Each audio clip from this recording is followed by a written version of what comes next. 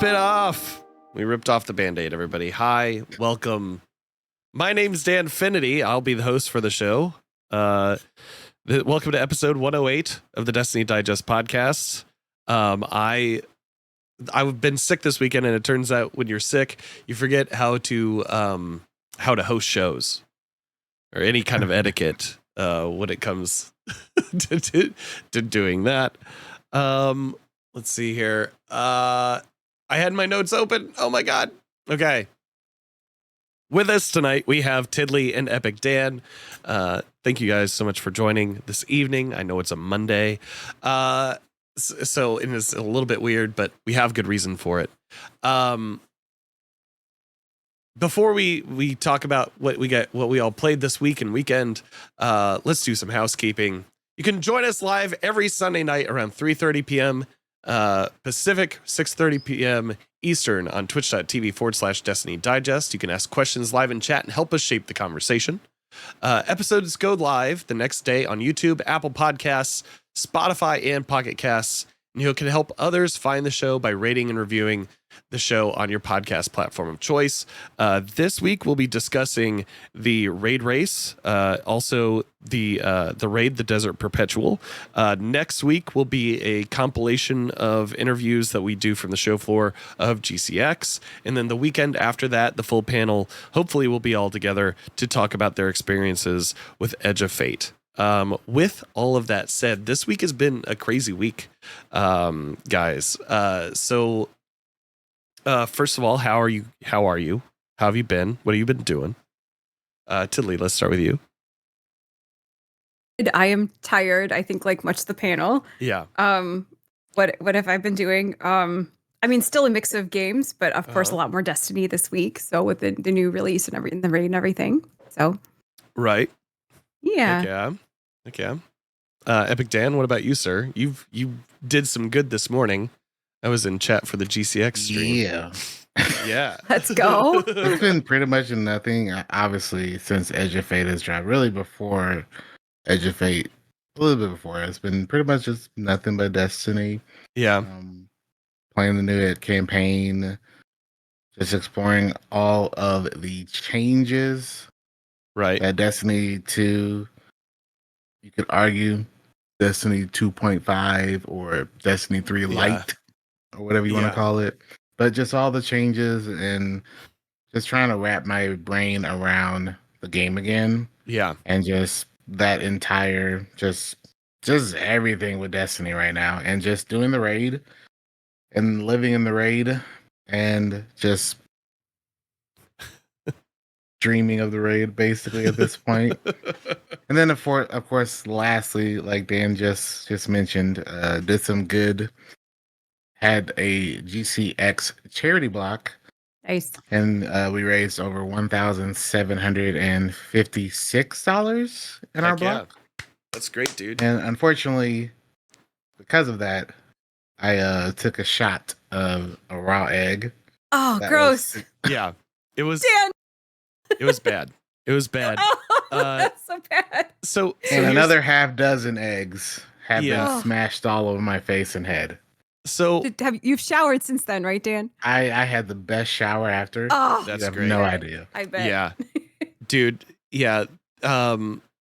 Somebody mentioned it on the GCX stream, but like, so you had the 3 eggs, right?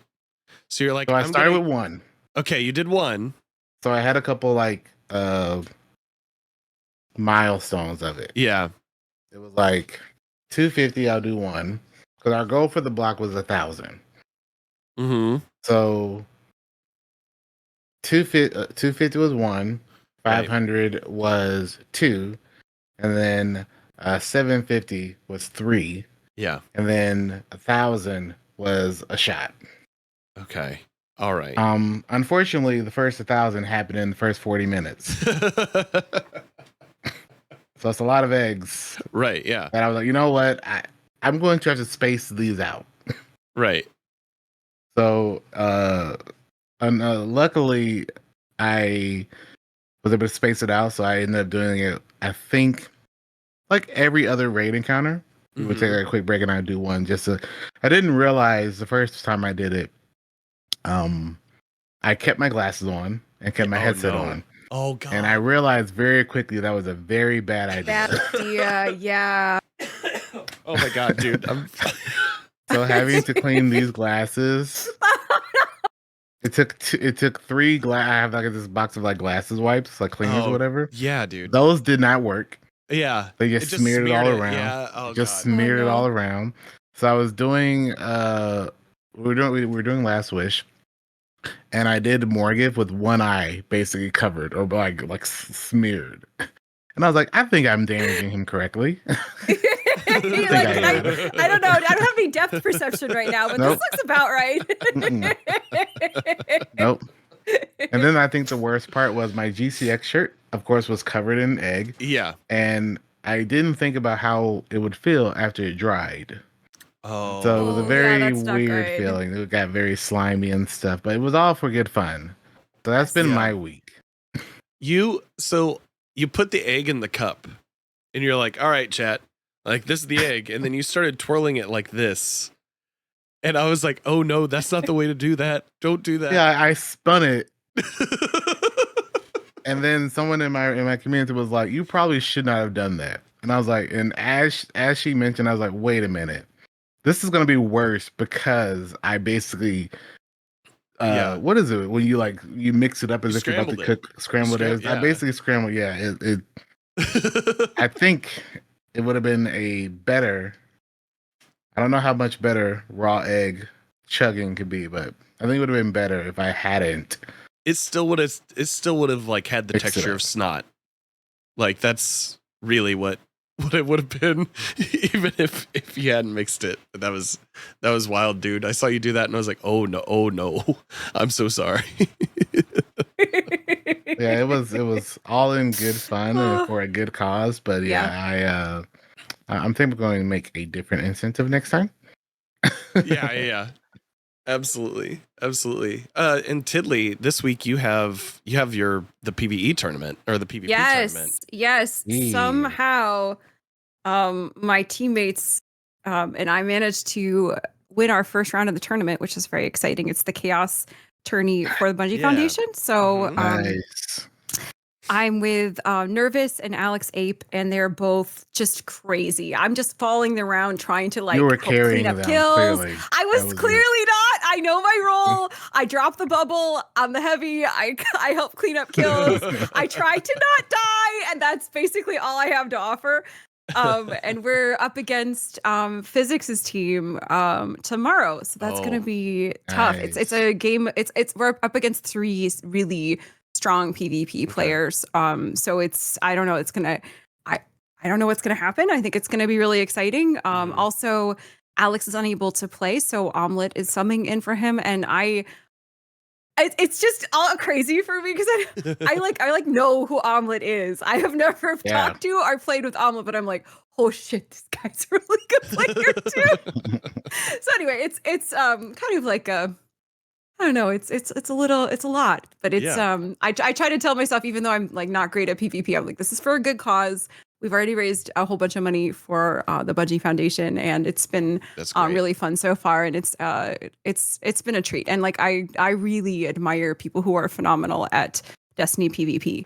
So it's just crazy to see them at work. So we'll see what happens tomorrow. We're in. I believe I think we started with 16. There's 8 teams left, and we'll see how it goes. League 8. Let's go. Yeah. What time?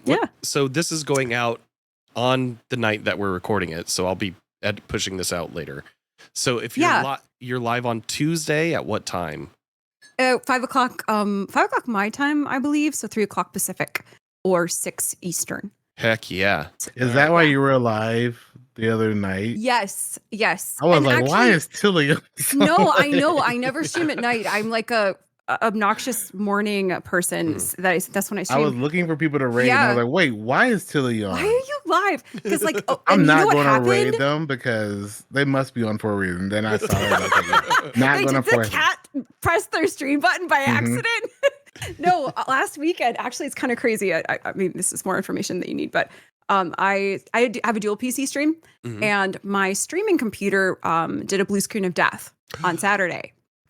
And this computer is 6 months old. So that was a lot, especially since I had the tournament on Sunday, Right. and I was really nervous about it. And they want you to stream it, so I ended up taking it to the local shop where where we got it from, and they fixed it for free. But they called me on Sunday, like an hour and a half before. They're like, "Oh, it'll be ready pretty soon," and I'm like, "I don't have enough time." So I set up this really basic streaming setup on my gaming PC, and I was like, the audio is all broken. I was like, I'm gonna do the best I can. I just need to stream this. It was not ideal, let me tell you, but it all worked out, so it's okay. Hey, that's Yeah, all I you hate can it ask when for. The technology just doesn't cooperate. Unfortunate. Yeah. Yeah. All right. Well, let's get into it. Edge of Fate came out this week. We're going to be doing a review of it here in a couple of weeks, but what are first impressions? How are you guys enjoying it? You both took sips right at the same time. We gotta get the caffeine, Dan. We're feeling a little draggy today. We're trying to stay away. My ginger ale is caffeine free though. Maybe I should have. Maybe you should have brought some caffeine too, Dan. I don't know. I know that feeling, buds. Just yeah, I think that Dan really hit it on the head, where it does feel like a whole, not like the game itself is different, but the progression, the loot, all these different things have been so significantly changed. I went in.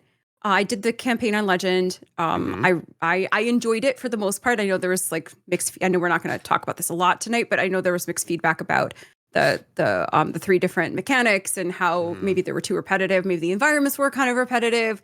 Overall, that didn't bother me. I thought the highlight of the campaign for me was the final mission. The final two missions were excellent. Yeah. I think besides that, I thought it was like kind of same. It was okay. It was like maybe 6 out of 10 for me for gameplay, and like more like 8 or 9 out of 10 for story. But the final mission was phenomenal. It was the last two, but they were so good. So I don't know. I just really felt like once I finished the Legend campaign, I'm like, okay, well, I want to try the new raid. What do I do? And I haven't felt that way in Destiny for a long time. I'm like, well, what do I actually do to level? How critical is it that I get higher tier gear? How do I actually make that happen? Is that going to make a big difference? What do my stats mean now? What kind of armor am I going to try to grind? Like, I just went in and I was like, I don't know any of these things. It was so weird to be logging into this game that I'm so familiar with and just be like at a loss of head like, empty. What? Yeah. Right. I'm like head empty. I'm trying to figure out what to do, how to prepare. The raid race was like just a few days after the DLC launch. So it was kind of like everyone was kind of in the similar boat. Like, oh God, what do I do? What do I do? How much do I need to prepare? And they're like, oh, no. It's okay. You finish the Legend campaign. You get to level 100. You're good. You can go and you can do your thing. So I was like, well, I'm not going to worry about it too much. Right. So that was kind of my initial feelings on it. Yeah. But yeah. I agree with Dan on that a lot. It's definitely a little like going in and being like, where am I? What is this game? How am I supposed to level? That's pretty much where I've been. That's where I've been with it for the past week. I did the campaign over 2 nights, and it was like 2 a.m. by the time I got to that final mission, and I was beat to shit. Sure. And then like the platforming on the final boss part with that was crazy. That was crazy, and also like infuriating at 2 a.m. True. Yeah. You were not prepared to jump around platforms as a ball. Yeah. I remember what was that? The jumping puzzle thing that you really hated recently. With like in the Barrow Dyad mission. The Barrow Dyad mission. Was it similar to that, Dan, where you're just like cursing about the same? Heck. It had me cursing about the same. Yeah, it wasn't like this wasn't as bad as the Barrow Dyad thing. No. But the physics of that ball are just like okay. No, especially the camera on top of it. Oh yeah. Yep. Agreed. Which I know that they talked about. They're going to be adjusting some things with the camera on the ball, as well as some of the flashes that happen on ultra wide screens. But yeah, it was just disorienting, and I was kind of over it. Like the things that were happening on my screen were super cool, and I liked the way that the story worked out, and I loved the characters that we were introduced to. Like Orin and Lodi are like two of the Lodi in coolest new particular. characters. Yeah. They're- Amazing.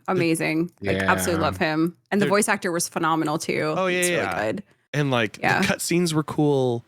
Yep. I liked what I was doing for the most part, except like there were just a few times where I was just like, all right, this Matter Spark thing's kind of messing with me just a little bit. Well, it's interesting. I think that it appeals to a certain type of player, Mhm. and it definitely felt different and more creative than like the regular stories. But it but it was definitely more like puzzle solving. Yeah. You would go into a room and then you'd have to figure out a puzzle, and then there would be it would take the shield off the boss, and then you could DPS. It wasn't just like pounding through missions to kill bosses and move through. But to be fair, that's not out of the realm though, because look at like Forsaken, for example, in terms of like the way the campaign was structured, and that was very, very different than they'd done before. But yeah, I don't know that it like overall it ranks really high for me in terms of campaigns. I feel like you could probably point to like at least 3 or 4 that like are better. Mhm. But I think they were trying to do something different. I think the train was really interesting, sort of like the retro flashback stuff was really interesting. The motif was interesting. I think they really were trying to try something different, which I think they need to do, and I think that's positive. I don't think they quite landed it. Mm. See, I thought actually, Dan, you could do the Lodi cosplay. Somebody in chat was mentioning. Everybody's been saying that. Yeah. Is it just because I'm a white guy with glasses? Like that's first it was really the the thing. Acid Cross cosplay, and yeah. now the Lodi cosplay. Yeah. Yep. So like the thing that I see with it looks I have a friend who his name's Xanafan711. I don't know if anybody remembers him from Barely a Destiny show, but he's a really good friend of mine. Lodi in the game, the model in the game actually looks a lot like him. If you're curious, go check out old episodes of Barely a Destiny show. That was interesting. I'm just like, I'm interested to see where they go with this in the long run for both of these characters, because it seems like that like this is the ride that we're on right now. So I'm wanting to like I bought the ticket. I'm taking the ride. We'll see where it ends. Yeah, I'm excited about it. I think it could be really, really interesting. Yeah, I don't know. The story itself was very good. I think that they have a kernel of something that could be really excellent there. I really do. Mm-hmm. Yeah. Dan, what do you think? What are your thoughts so far? I think Tiddly was absolutely right on like the narrative team. I think someone in chat said the narrative team is carrying this game on their back right now. Right now, yeah. Because like I did the campaign with Save the Blade and Ill Physics. Sick. Nice. And the entire time, I kept mentioning just throughout the campaign that every cutscene felt like if someone were to watch the cutscenes, you could not tell that was a Destiny game. No. It's because of like how Control. different it was. It looked like Control. Right. That's what people said. It just looked like a totally different game. Which personally, I said, even if the campaign isn't really, really great, and this was before I got to the end, but even if the campaign doesn't really like get really good or like hit the landing or whatever, I'm glad that they are trying to do something different. Yeah. To really set themselves apart, to really flesh it out, and just the game needs a new identity without pulling away its core. Right. And I think they're hopefully they're doing a really good job. And the last 2 campaign missions are just fantastic. And those last couple of cutscenes, and we're not going to spoil it, but those last couple cutscenes were just really good, especially the flashback. And the lore and the explanation of why some things have been the way they are for the past 11 years in Destiny, and some of the characters, especially Ikora, was just really, really, really, really interesting. Very impactful. I agree. Yeah, it was really, really cool. And having this new character, Lodi and Orin, hopefully will push us in a new direction with Destiny, because it's going to be really tough to make this new era of Destiny, I don't want to say compare to like the Light and Dark saga, but at least be something unique that gives people a reason to, still want to play. Right. Sure. Yeah. But it's really, really, really, really possible that we have something good going, at least from what I can tell. Yeah. Like long term. I think story-wise, absolutely. I'd probably give it a 7 as well. Okay. But there are some times that I'm like, okay, well, Yeah. I'm not really as connected with this character right now, so why should I care? I will say I felt that way with a lot. A few times I'm like, okay, well, I feel more connected to Ikora, but that's because I have history. Yeah. Right. Yeah. He did get a little whiny at times. He got kind of whiny. Yeah. But I'm like, you know what? Okay, it's whatever. Maybe in 3 years, I'm like, I like this guy. He's my favorite. He's some emo stuff right there. Yeah, it was very emo. It reminded me a little bit of like the Loki Marvel TV show.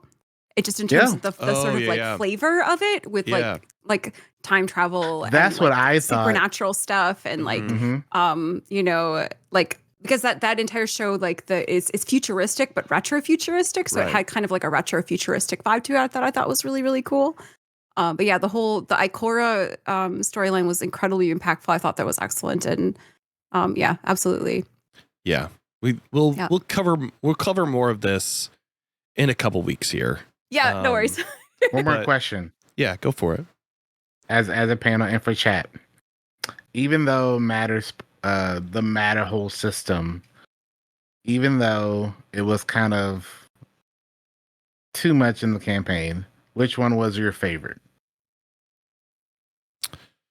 Ooh, I think Relocator has been more fun for me. The Relocator? Yeah. I liked Ball. Ball was simple. Yeah. Ball? Yeah.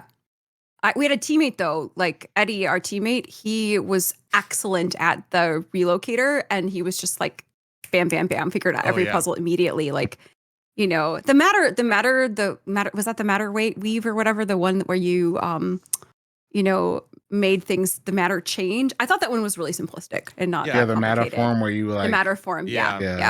Yeah, that one wasn't as interesting. I thought the ball was the most fun because like it was fun to move around for me. Like I liked that a lot. Mattermorph, thank you. Yeah. The ball seemed to be most useful when I had to break those shields, Oh yeah, and then when you started using it as like a weapon, that was kind of cool that they had like cool. Yeah, that was kind of cool. I felt more on the positive side of it once the campaign was over, and I could just explore the entire planet with the ability to just go into matter mode. Yeah. Which kind of makes sense why you can't pull your Sparrow, because I guess your way of traversal fast is Ball. Turning into It is ball. Mm-hmm. Yeah. Yeah. I don't know, man. Ball let me down too many times this week. So I was like, the Relocator was a lot I didn't of fun. have to do the final boss as the boss. Sabe did that, so I can only imagine. Sabe the goat. And he got really mad at times about. Well, not really mad because Sabe is chill, but he even Sabe was like, "Man, what is going on? This is what really is annoying." this? Yeah, that final boss. I can only imagine. And every person I've heard that had to do the solo campaign have all said the ball section. Yeah. In the final ball boss, jumping puzzle, is just frustrating. Yeah. Like, no, Eddie's making fun of me in chat because when I say I like the ball the best, I mean that I'm a troll. Right. And I would become ball naturally and then go up to my teammates and just bounce as the ball in front of them. So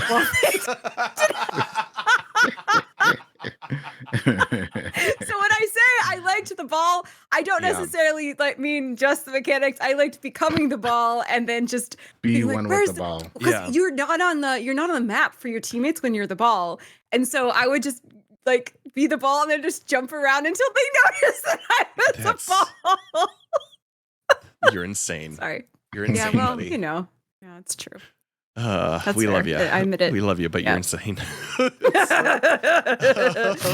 there's a laugh right there.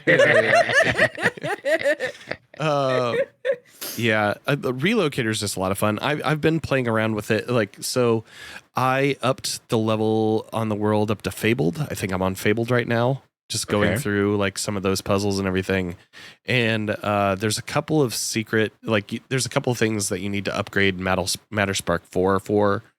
A couple extra puzzles in that Fabled. So I was like, okay, like I'll go ahead and do those. And I like one of them's pretty heavy on the relocator like puzzle, and I was like, all right, my bread and butter. I'm loving this. So like I really identified and really enjoyed my time with that one. Still kind of working on that one because I don't think I have enough power really to take the boss down that quickly. But because I think I'm at 172 right now on my Guardian. I didn't have a lot of time to grind, mainly because of sickness. But so it goes.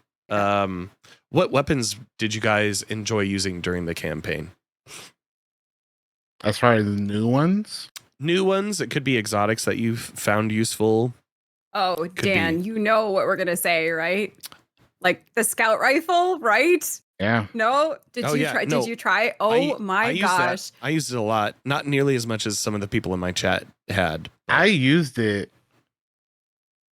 and I didn't like it at first. Okay. However, I think I was told you had to have an anti-barrier. Yeah. Yes. And then so I used it the first little bit of the campaign, and I was like, this thing sucks. I'm going back to Sunshine. Well, this is in the first hour, and then throughout the day, people were saying last iteration, and I was like, I used it earlier. It's not that good. And then someone finally mentioned, well, you have to have an anti-barrier scout, and I was like, really? So then I pulled it out again and put on anti-barrier scout, and I was okay. Let me test it first. Let me shoot it without. Let me shoot it like I was shooting it before. I was like, see, it's not doing a lot of damage. It's okay, but it's not doing insane damage. Then I put on anti-barrier scout, and it was like one-shotting everything in the planet. And I was like, and it was pretty insane. It's honestly, I don't know. Okay, so I don't know if I like it because it's overtuned right now, or if I like it because I like it. I think it's probably because it's overtuned. I don't know. I don't know. Once I hope they the nerf bring it back down, doesn't bring it too far down. Yeah. I hope it doesn't either, but it was very weird using an exotic scout rifle and out damaging like with that versus my heavy weapon. Yeah. Like it almost kind of felt like it was just kind of part and parcel of my impression of the new Destiny after the DLC is like our whole like idea of how power works, how abilities are refreshing, like how weapons are damaging is all different now. And so it felt like it made sense within that because it didn't make any sense at all for it to be so strong. Right. So I was like, okay, all right. But I liked it. I mean, I thought it was super fun. Yeah. I didn't use that one all that much during the campaign. I used Lord of Wolves a lot. I used Xenophage a lot. And really? Yeah. Xenophage was great for chunking bosses at a distance. Like if you needed to chunk something from far away, then just break out Xenophage and go to town. And so I had those two things on me for the most of the campaign. Yeah. As far as other new weapons, I haven't really. I don't know that there's anything that I really was like, oh my god, this is so good. Like my husband got the is it the Pulse, the rocket Pulse? That Pulse is nuts. And he loves it. Good. He has been talking about that. I want to get my hands on it. What is it called? Is it last Thursday? Mint something. I just call it the Mint Pulse. Mint. Okay. Mint Pulse. So yeah, I absolutely want to try that out. Yeah. There's apparently also I was talking to my teammates about there is a fusion rifle that has an insane perk pool that is like a Riptide-like fusion rifle, which is apparently excellent. So I know people were trying to grind for that, but I didn't get my hand on either of those. So really for me, I didn't get to have an opinion about that. Heard. So yeah, but I do want to try that. It's really, really good. Have you tried it? It's I got it from one of the Pinnacle ops.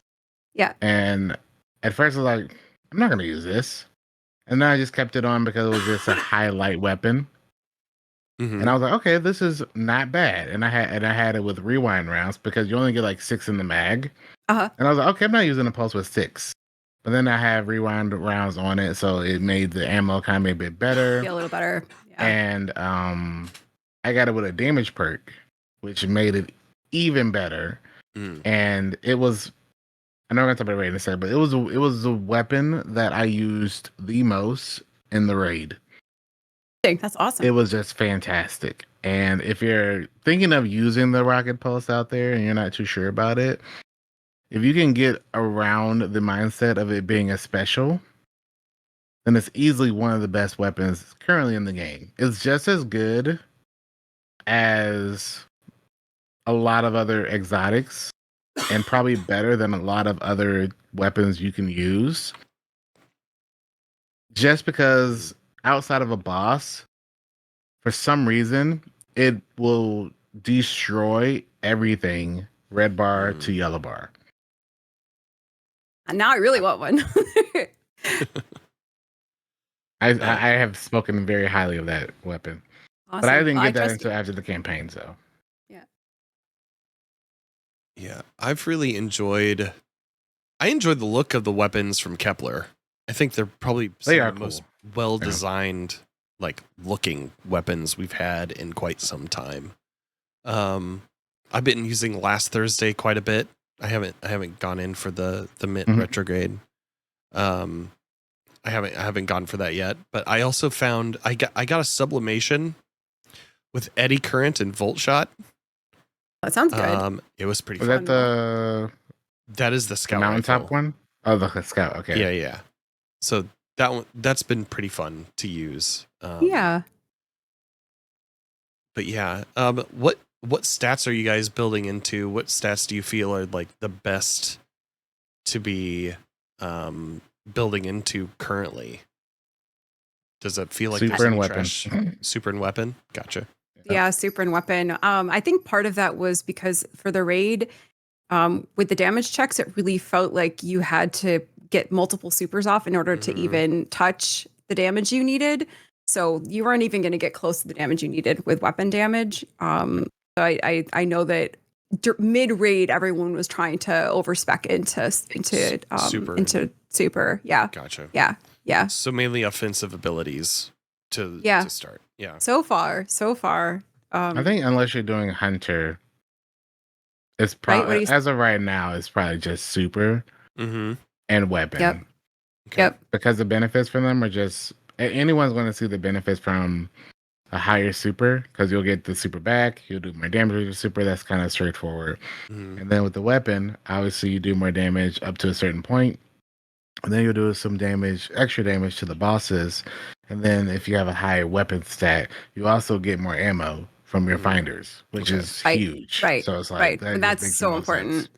Yeah. That's actually one change that I thought was maybe didn't quite hit right. Like the ammo economy feels very bad right now. It feels a lot worse than it did before the DLC dropped. And I don't know if you guys free. No, I understand that they have the ammo bars that fill up, and so there's supposed to be more like consistent tracking of how that happens. But man, it feels really, really bad. Really, really bad. I feel I was running out of ammo constantly, like at all times during every activity, like campaign included. Like I don't know.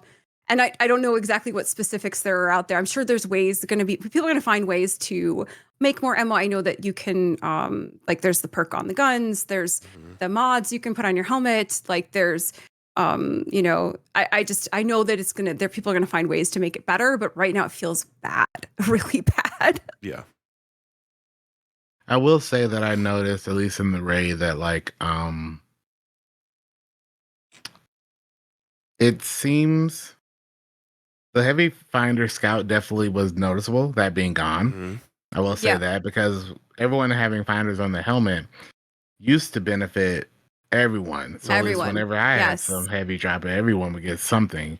And that was very noticeable because a player's personal stats on their armor would affect how much ammo they got or didn't get. And if somebody had say 150 weapon stat versus someone having 120, that was instantly noticeable in the raid because just the amount of kills that's happening which would equate to the amount of ammo drops, was the difference sometimes between a clear or that faded Right. like 1% wipe, and it's tough because we have a lot of tools in the game that allow you to generate plenty of ammo in the situations. You have the Cenotaph stuff, you have the Aeon stuff, Yes. you have Yes. special finishers, Yes. and it seems from my point of view that unfortunately they're starting to look at all of the tools that are probable in the game and are creating a situation at times that you have to, if you want to be somewhat optimal with ammo or damage or whatever, then you have to start really deep diving into these accessible tools. Right. Like if someone's not really getting heavy, or if someone's not getting special, then you're going to need to figure out how to make special on demand. So special finisher, Right. you need to kill this person with the Aeons to make heavy for yourself or for the fire team. Right. You need to have someone use Cenotaph to make this heavy instead of just being just shoot, heavy.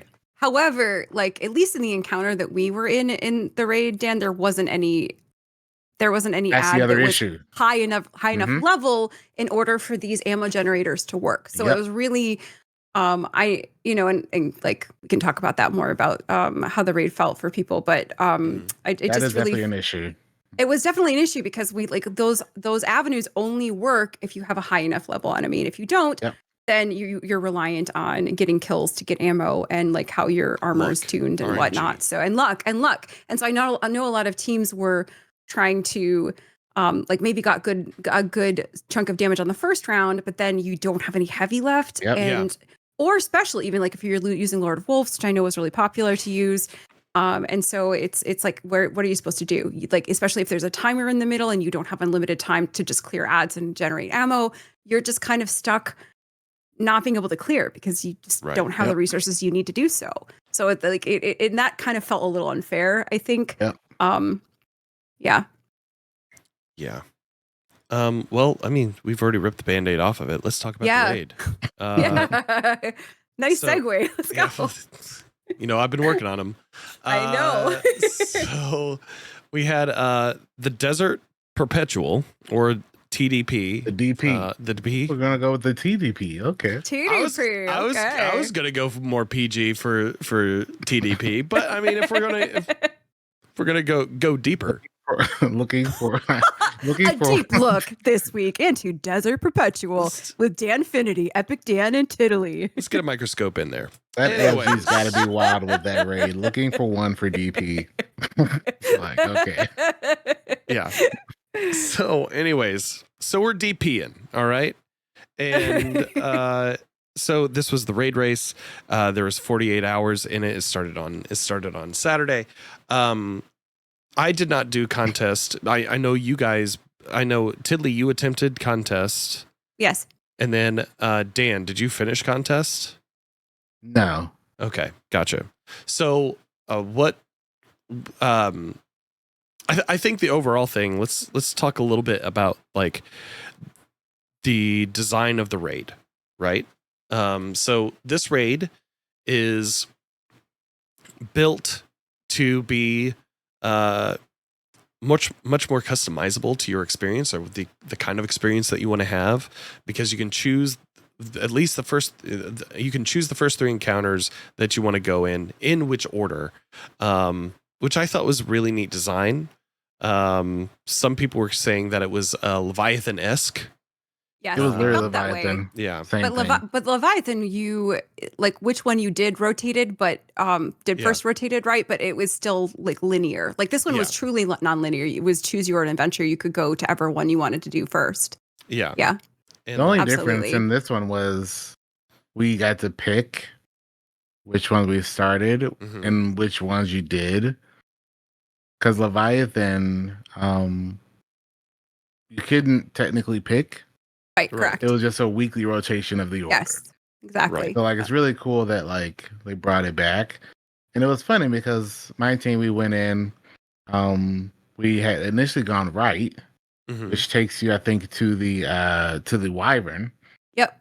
But because my entire team hadn't gotten there, we assumed, oh, this is just a door that opens later. Okay, so then we went the other way Right. to Still didn't open. what I would have. Well, that one opened, so we figured, okay, well, this is the actual way, and we Yeah. went to the Hydra. Okay. And then it was funny because we started looking around at other teams, and we are like, well, they're not on the same. They're not at the on a same different- encounter. Did they already go And fast? another team was on the Or- Hobgoblin, and so we instantly knew, okay, well, this is a encounter, and then that's an encounter, and then that's an encounter. So we knew all the bosses of the main 3 bosses, but then we realized really quickly, okay, well, in the future you'll just be able to pick your own, which was really, really neat. And unless I know all of us have, unless you've been playing Destiny since at least before Beyond Light, Mhm. and more than likely since 2017, you probably have never done a raid that wasn't linear and you could pick, or at It's least unique. have some sort of order, which was really first neat. of its kind. Yeah. Yeah. Like that was really cool. Also, like, just the general design of the raid was pretty neat. It is going to It's be a nightmare beautiful. it's going to be a nightmare for anybody who has challenges jumping. I feel. At least you can get pulled. Yeah. You can get pulled. Yeah, you can get pulled. Oh, That's I nice. didn't know that you could get pulled. That's cool. Yeah. That's neat. You absolutely can get pulled for sure if people In are theory, you struggling could with that. just stay in the middle and then have someone that's Yeah. really comfortable just go to there and pull. I mean, is it the death of Checkpoint Bot? I'm just kidding. It's not, but like it. Definitely not. But I mean, for LFG, it's also incredibly convenient. I Mhm. did hear. I was listening to. I was just lurking in Special Heroes channel today, and he was talking about. I think he came in second in the race. Mm. Yeah. And he was talking about how he didn't like that it was nonlinear. And I could guess Well, I could see It was that an interesting choice. I would for say. like a contest perspective. yeah. Mhm. Like having a non-linear raid, I think brings up some challenges if you're in like one of the like higher performing teams for Well, that. And that's that kind of feels like it might have been designed for that. You know what I mean? To just Yeah. kind of throw everybody on their heel a little bit of like, well, It's a tough situation Yeah. because my team, because we went to the Hydra first, we kind of saw what the other two were, and we said, okay, if we can get the Hydra done, we literally can get some information from a team that is already done Another the encounter, Hydra, yes. or the Wyvern or something. Mhm. But obviously, they would have had to. Another team would have done the same thing as far as, well, if we complete the Hobgoblin, then we already know some early information about a team that's stuck on the Hydra. mhm. So it's not like one team might have had more information than the other. It's just a different situation. Yeah. It was really interesting for a raid race and just a raid experience because every team was stuck on a different raid boss for Mhm. a long time. A long time. Yeah. you know? So our experience was I went in with not a casual team, but a group of people who were not like raid racers because we wanted to try the content.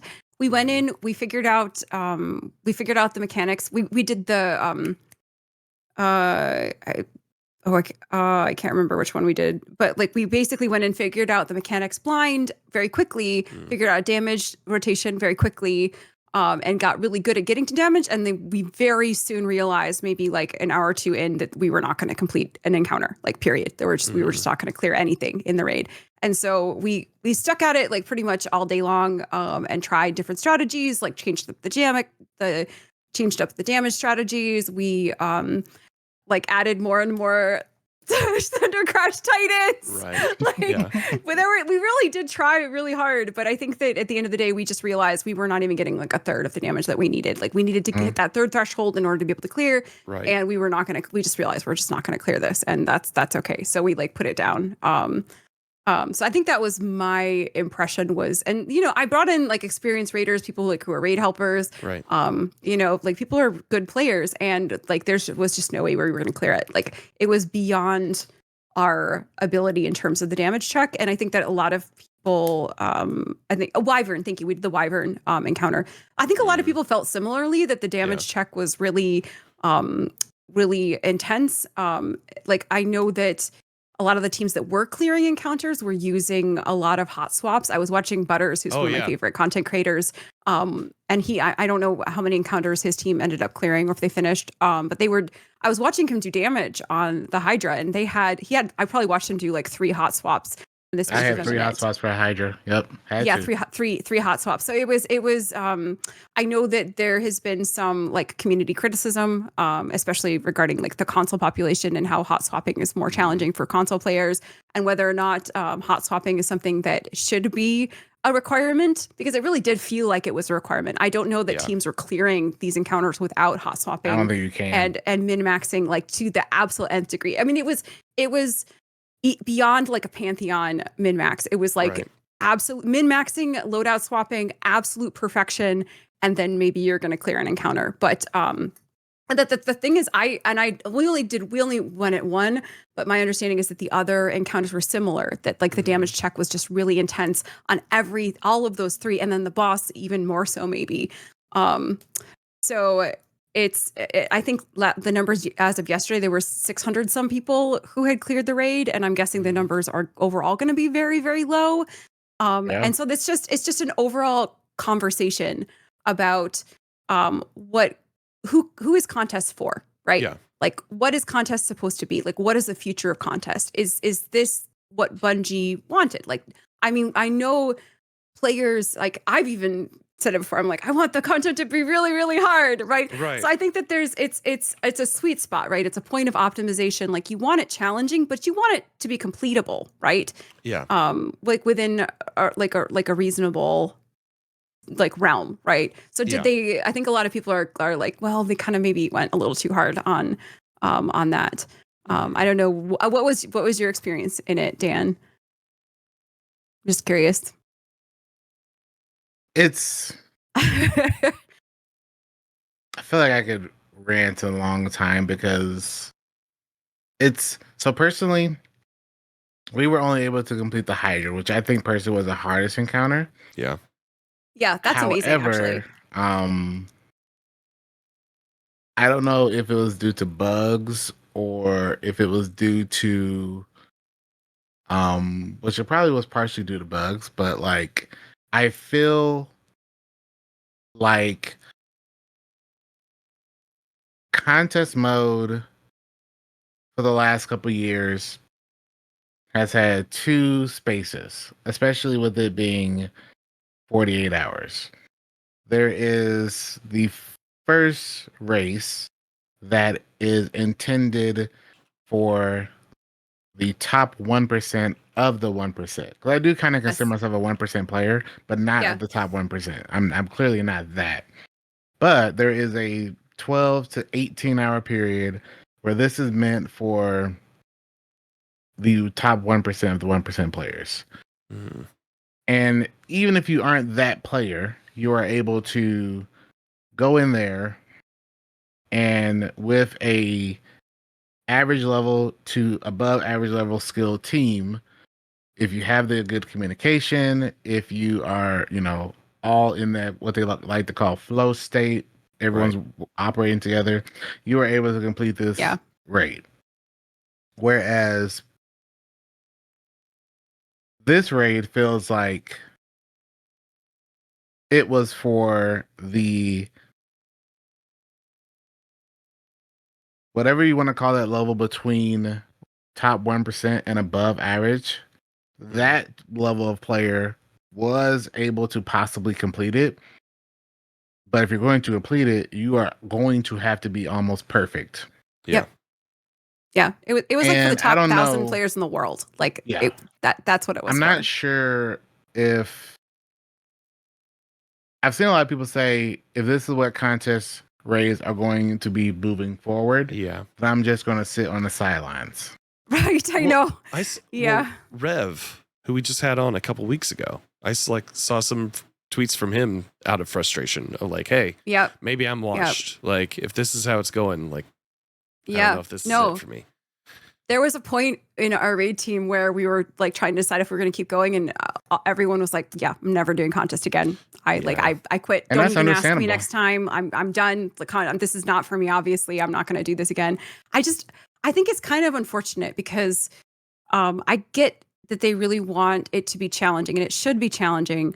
But I also think that if you come up on a damage check that's so extreme that it requires loadout swapping and perfection, and you have good players, not maybe like world class players, but you have good players not able to complete it, I think maybe they have gone a little bit too far, because you're pushing people out of the game.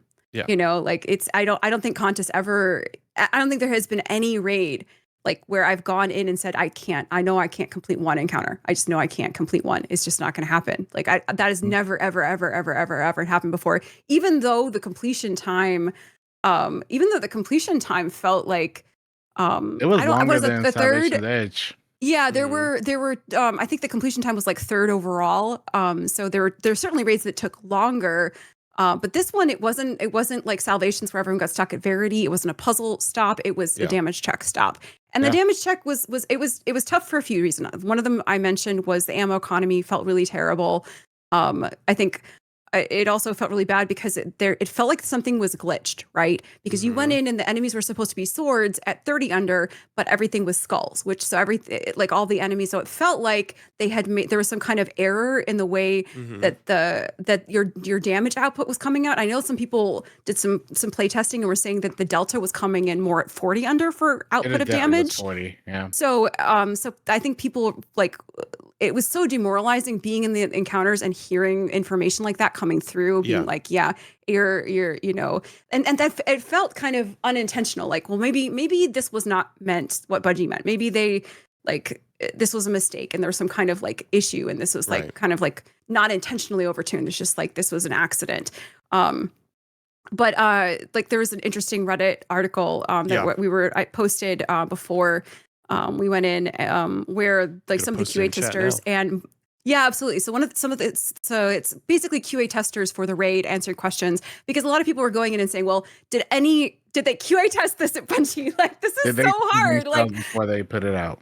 Right. Yeah. Did they do it themselves on contest? And people were like, no way they cleared this. But apparently they did. They just did it with like really high skill players. Like apparently at least one of them was a world's first Salvations gamer. So like they did clear it. This was what they're saying on contest difficulty, but they did it with players that were of that caliber. So not necessarily like with players who are like a more like average. But even then, it was still like the same situation. They were still having to 3-phase and, you know, with optimal loadout, still barely getting out of it. But they were getting out of it. But exactly.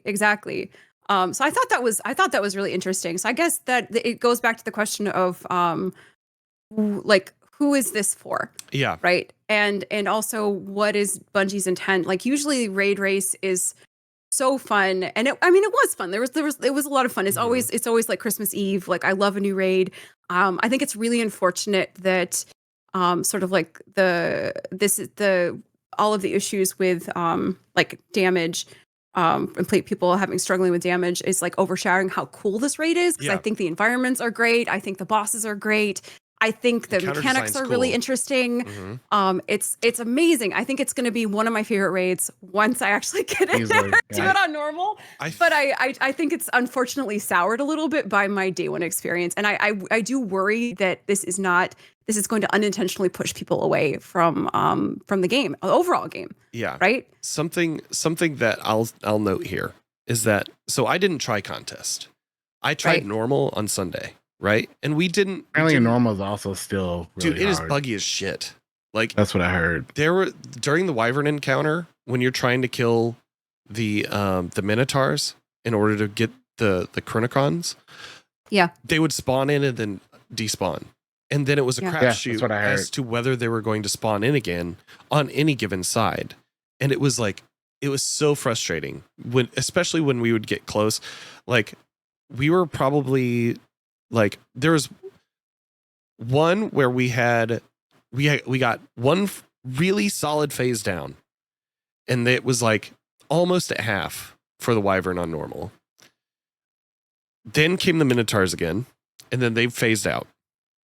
Right? And then they'd keep phasing out. We left. We jumped back out to space. We changed who was the leader. We loaded back in.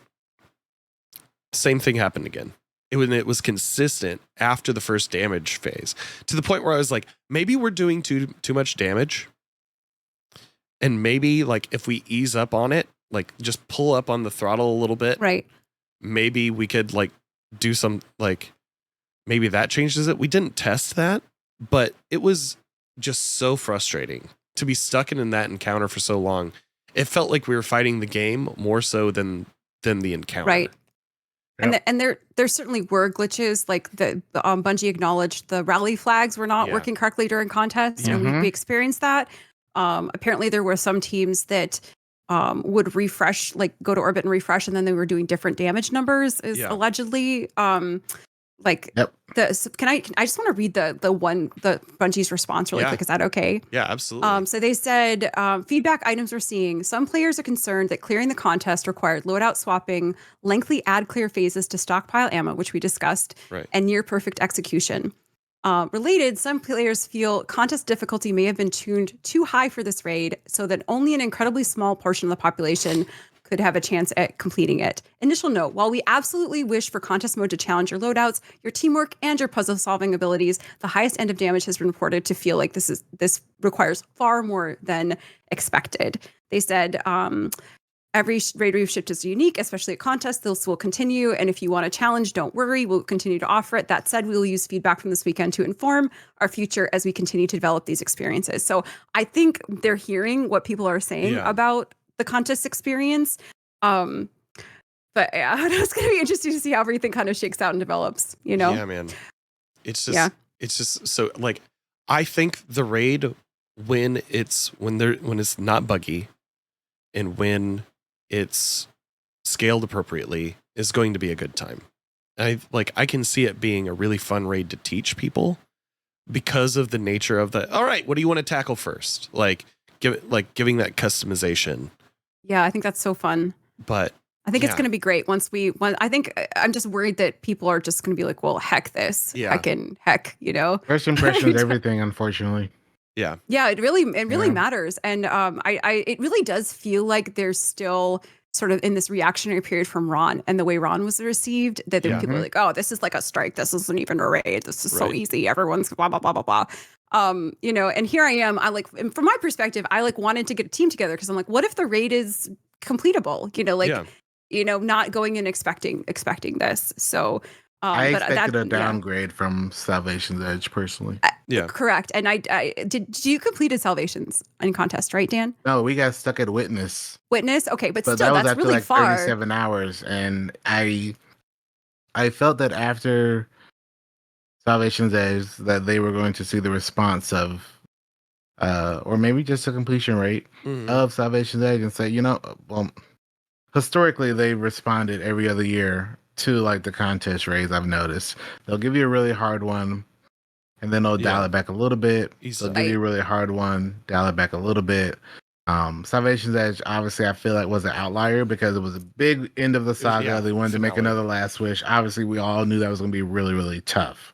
Yeah. And Verity was obviously the wall for the majority of people, but there was never a time that I didn't feel like I couldn't complete it. Right. You weren't in the raid saying like, hey, this is just not going to happen. You were like, well, we can keep on working at this. You know, we have a chance at this.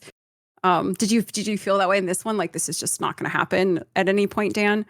I felt multiple times. I never felt that I couldn't clear it, but I felt that, unlike Salvation's Edge, my entire team didn't need to be perfect just to clear. Right. Yes.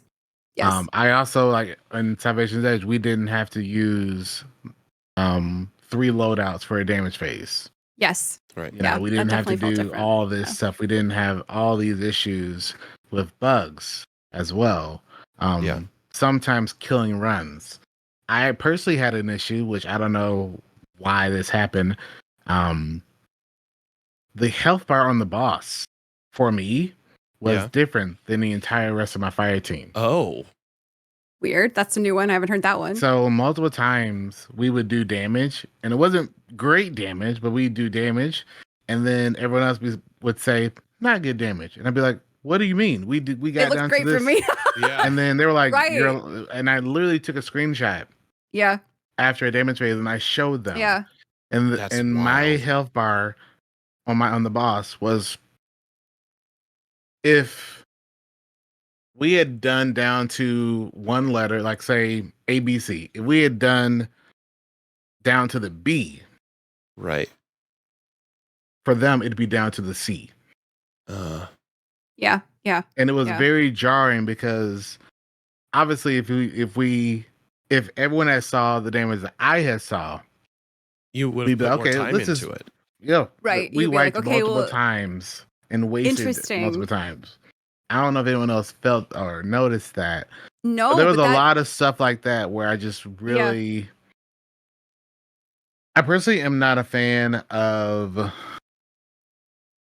perfection being Right. required to clear. Mhm. yes. And I'm a super hardcore player and Yeah, I know you I are. will butt Yeah. my head against the wall to be perfect. Right. But asking me to be perfect 3 times and asking I use the term asking for perfection 18 times, Yeah. 3 phases, 6 players is a very tall asking order.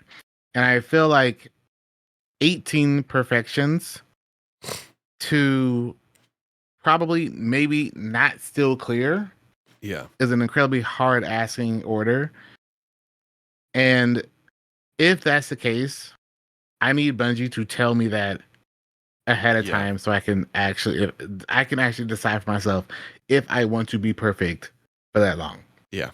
That's Right, all I'm asking. That's so much, especially given that it takes forever. You have to learn the encounter, you have to learn the mechanics, you have to get that down to get to damage. And at that point, like people are starting to get tired, they're starting to get cranky, Yeah. like like asking perfection at that point, because like raid race tends to be a weekend where people are not necessarily eating the best, unfortunately, or sleeping as much as they usually do, unfortunately. So requiring like optimal perfection at like when you're when all of that's going on is just it's a lot. And I know that people were able to do it. It felt kind of unfair. It felt kind of unfair. Yeah. And I think that it was maybe not the best choice on their part. So there was a lot of amazing things about the raid, but I think that like the difficulty of the damage checks is going to really stick out for people.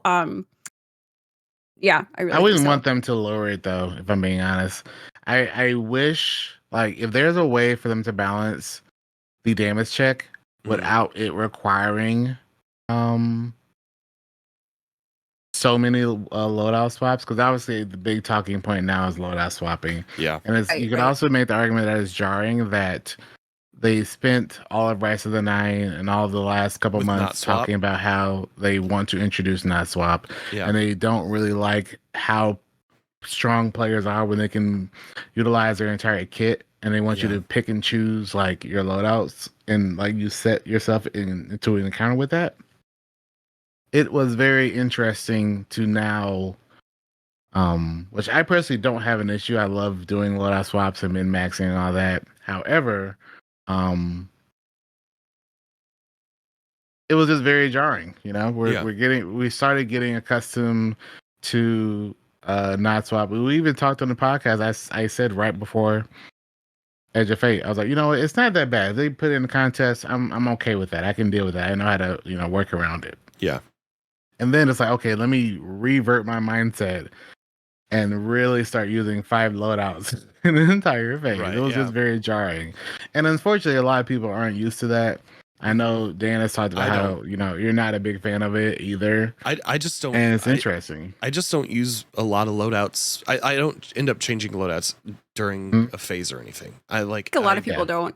I think a lot of people don't. I think that's pretty common. I take my weapons in. I know what I'm bringing ahead of time and how, like, generally how rotations are going to go, and then just go from there. Like, it in a lot of ways, I want to say that, like, previous to this, it's not rocket science what to bring into any encounter in Destiny. Currently, with the way that they've updated it like there's a little bit more math involved, and I have some friends who are like, well, I don't know if this is for me now. Yeah. I think that a lot of people are coming away with that impression. Yeah. I think, I don't know. And then like maybe contest just isn't for everybody, but I don't I guess I need to know from Bungie if that's what they intended, and that if that's the case, great. Then I just won't do contest. I'll just enjoy doing the regular raid because I know I'm going to enjoy doing the regular raid. I'm going to enjoy teaching how to do it, teaching people how to do it, and rerunning it. And I'm still going to love the raid. Like this experience doesn't mean I'm not going to enjoy playing the game. It just means that maybe contest is not for me. I'm just not going to waste my time on it, and that's okay. I'm all right with that. And see, for me, I'm always going to do contests. Yeah. Just because that's like for me, I've always felt that contest is the only time where like I sit up in my chair in this game. It's funny. I know. It is kind of a challenge that people look forward to, right? Mm-hmm. So, and I guess that's the question too, is like, do you have to be able to complete it in order to enjoy playing it at contest difficulty? And I would say not necessarily. I think that like playing like it's something that challenging is really fun. Even without completing it. But it was really interesting because it really felt like being in the encounter, it wasn't even that, like, no one was dying to ads, really. Like, the ads felt like GM ads. Like, they really weren't that bad.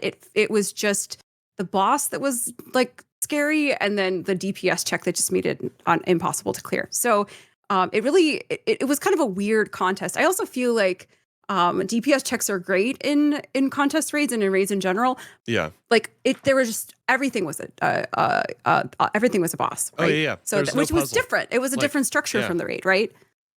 Yeah. There was no like main puzzle. There was no puzzle. There was no like big jumping transition. It was definitely like a different type of raid. Which the encounter design is really cool. Especially like I personally like the Hobgoblin one. Like having somebody run through portals in order to be able to shield, like that's sick. Like that's awesome. That's a really cool design.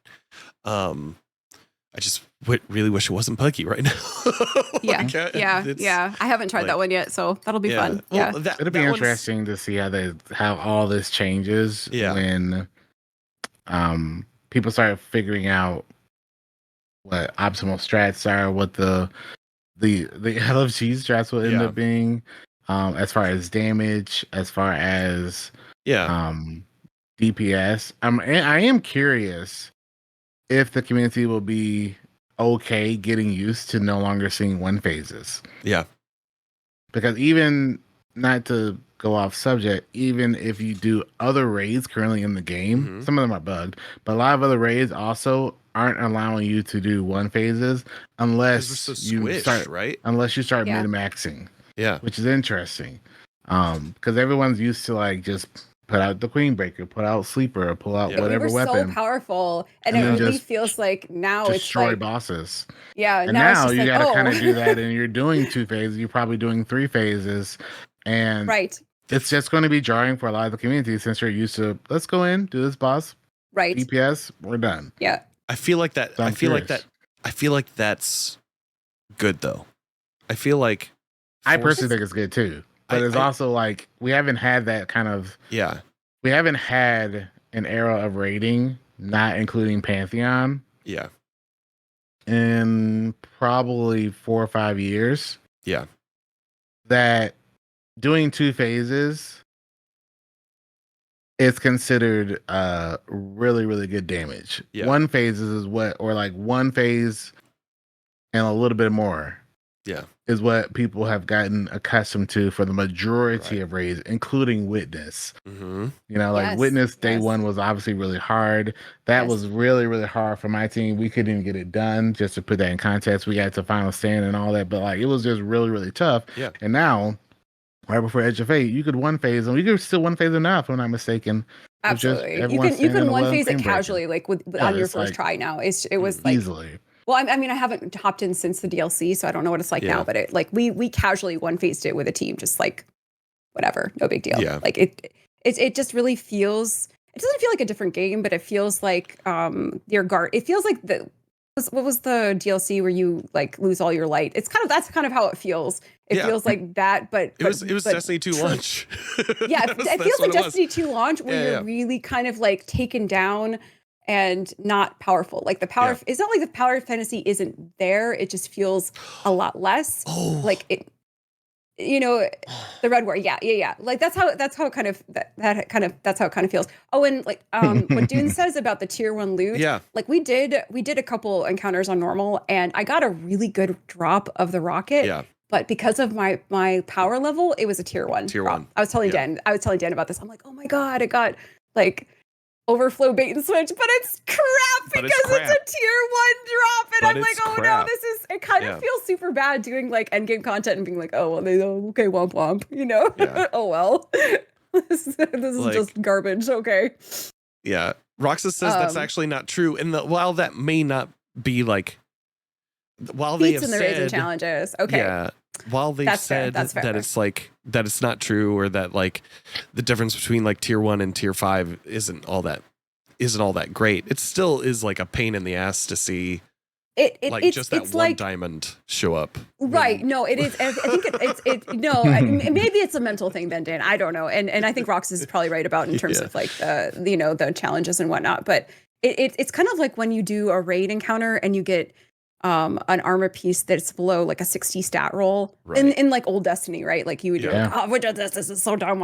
Everything should be base 60 at minimum, you know? That's how kind of it feels. It's like, this is not the loot I was looking for. Like, you know? Right. So and yeah, it's kind of like, oh well, why? I'm gonna play the raid because I enjoy it 100%, and I'm gonna enjoy the leveling. I know I'm gonna get used to the system.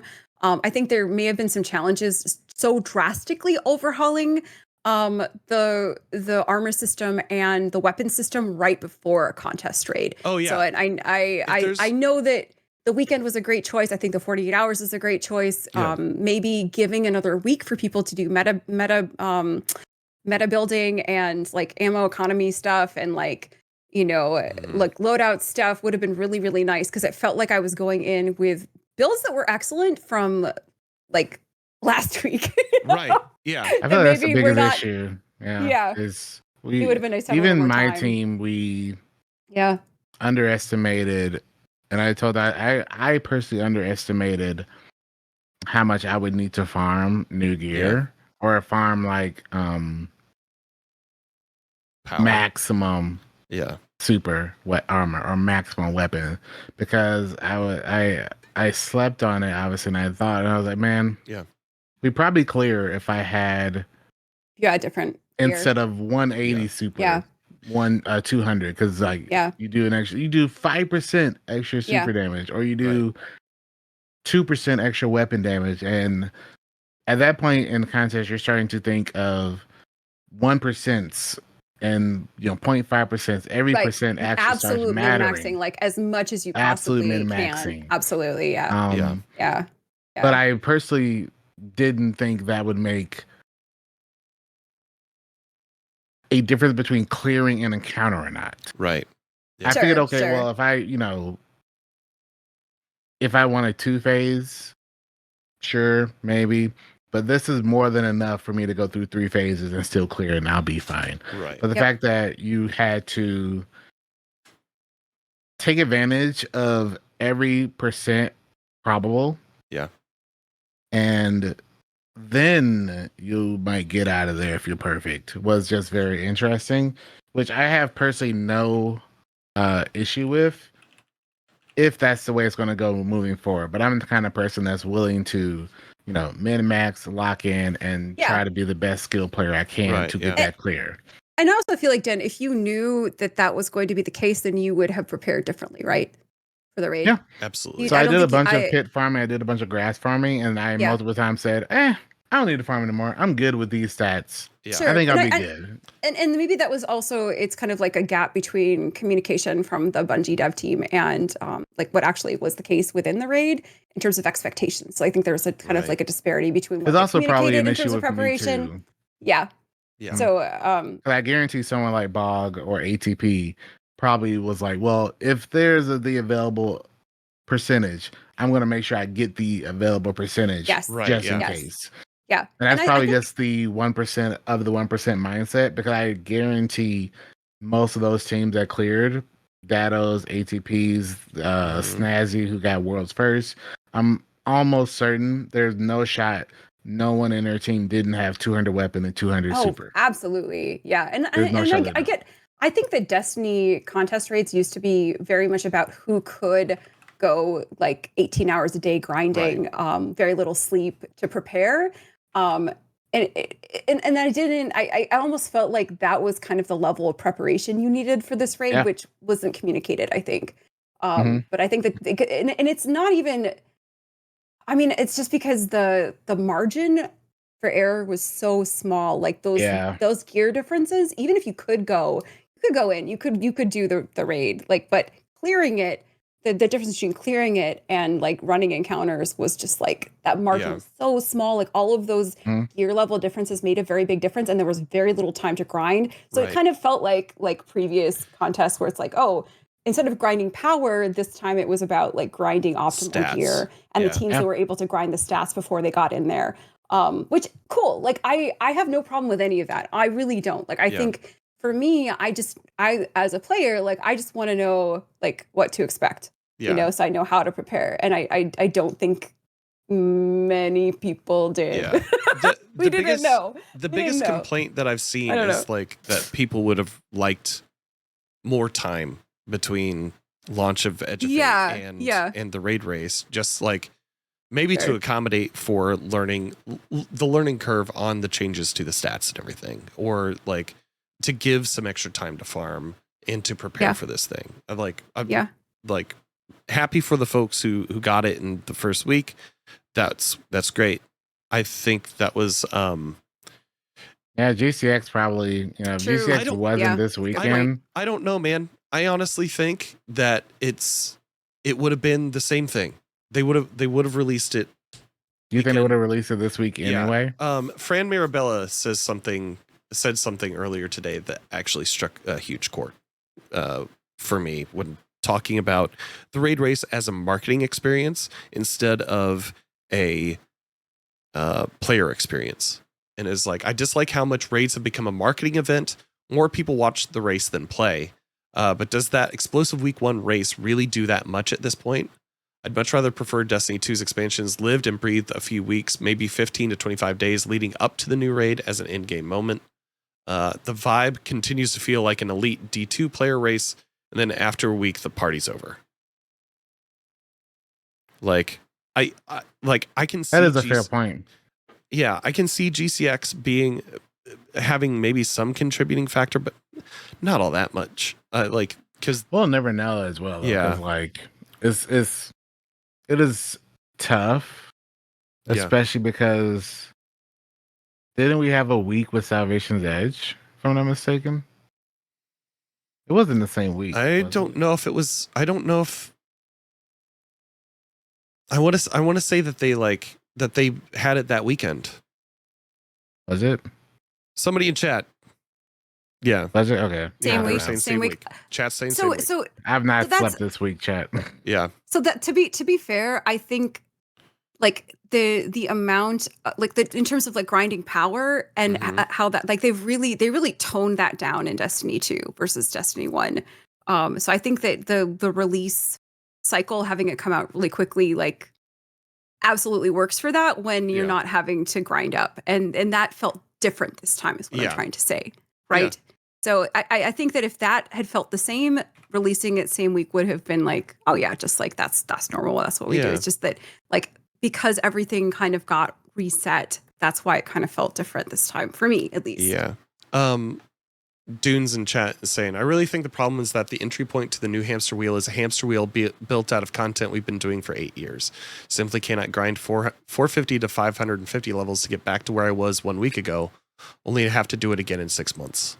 Yes, that is such that, and honestly, I've been hearing that from multiple players, albeit probably casual players. And Dan and I were talking about this before the show, kind of the idea that I don't want Destiny to be Tarkov. I don't want to have like my gear and grind wiped every 6 months and have to redo it. That feels onerous and too much, and that it will really push players out of the game for an already like a player population that is already kind of hit by Final Shape and that transition. So I think it's a very valid point. I think that it's not.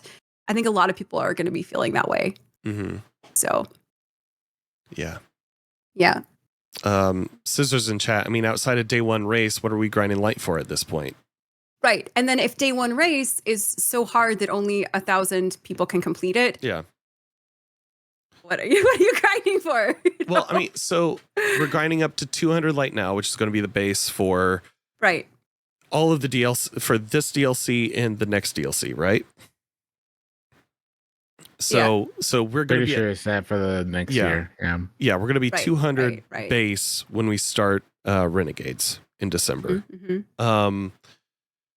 And then what are we grinding those extra levels for outside of like the opportunity to get tier 5 pieces of gear? Right. Like that's it. I mean, it's like it is a looter shooter. Like the number go up, number go burr is satisfying, and I've always liked the grind. I've always liked playing with friends.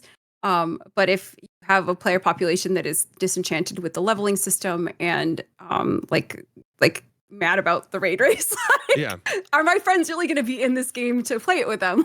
I guess are they going to be in there? Are they going to be grinding? I think it's tough because grinding is fun, but grinding for the sake of grinding isn't necessarily fun. And then of course there was like the encore activity drama too that happened. There was like an article about it and how like there was good old encore, baby. Yeah, right. People were leveling too quickly with that, and so that's like Bungie pulled it back. Right, is my understanding what happened. So yeah, I don't know. Yeah, I would have much rather farmed Kepler somehow. Like it's weird that we did the new campaign and then we instantly went back to old content. Yeah. That's just my biggest annoyance, personally. Right. Like, if there was something on Kepler, like, I know they probably would have nerfed it anyway, but if there was something on Kepler that was equally as rewarding, I think people would enjoy it at least a little bit more. More people would have, engaged with it. Do you think that, so just thinking, like, do you think that they were trying to just breadcrumb the world tiers harder?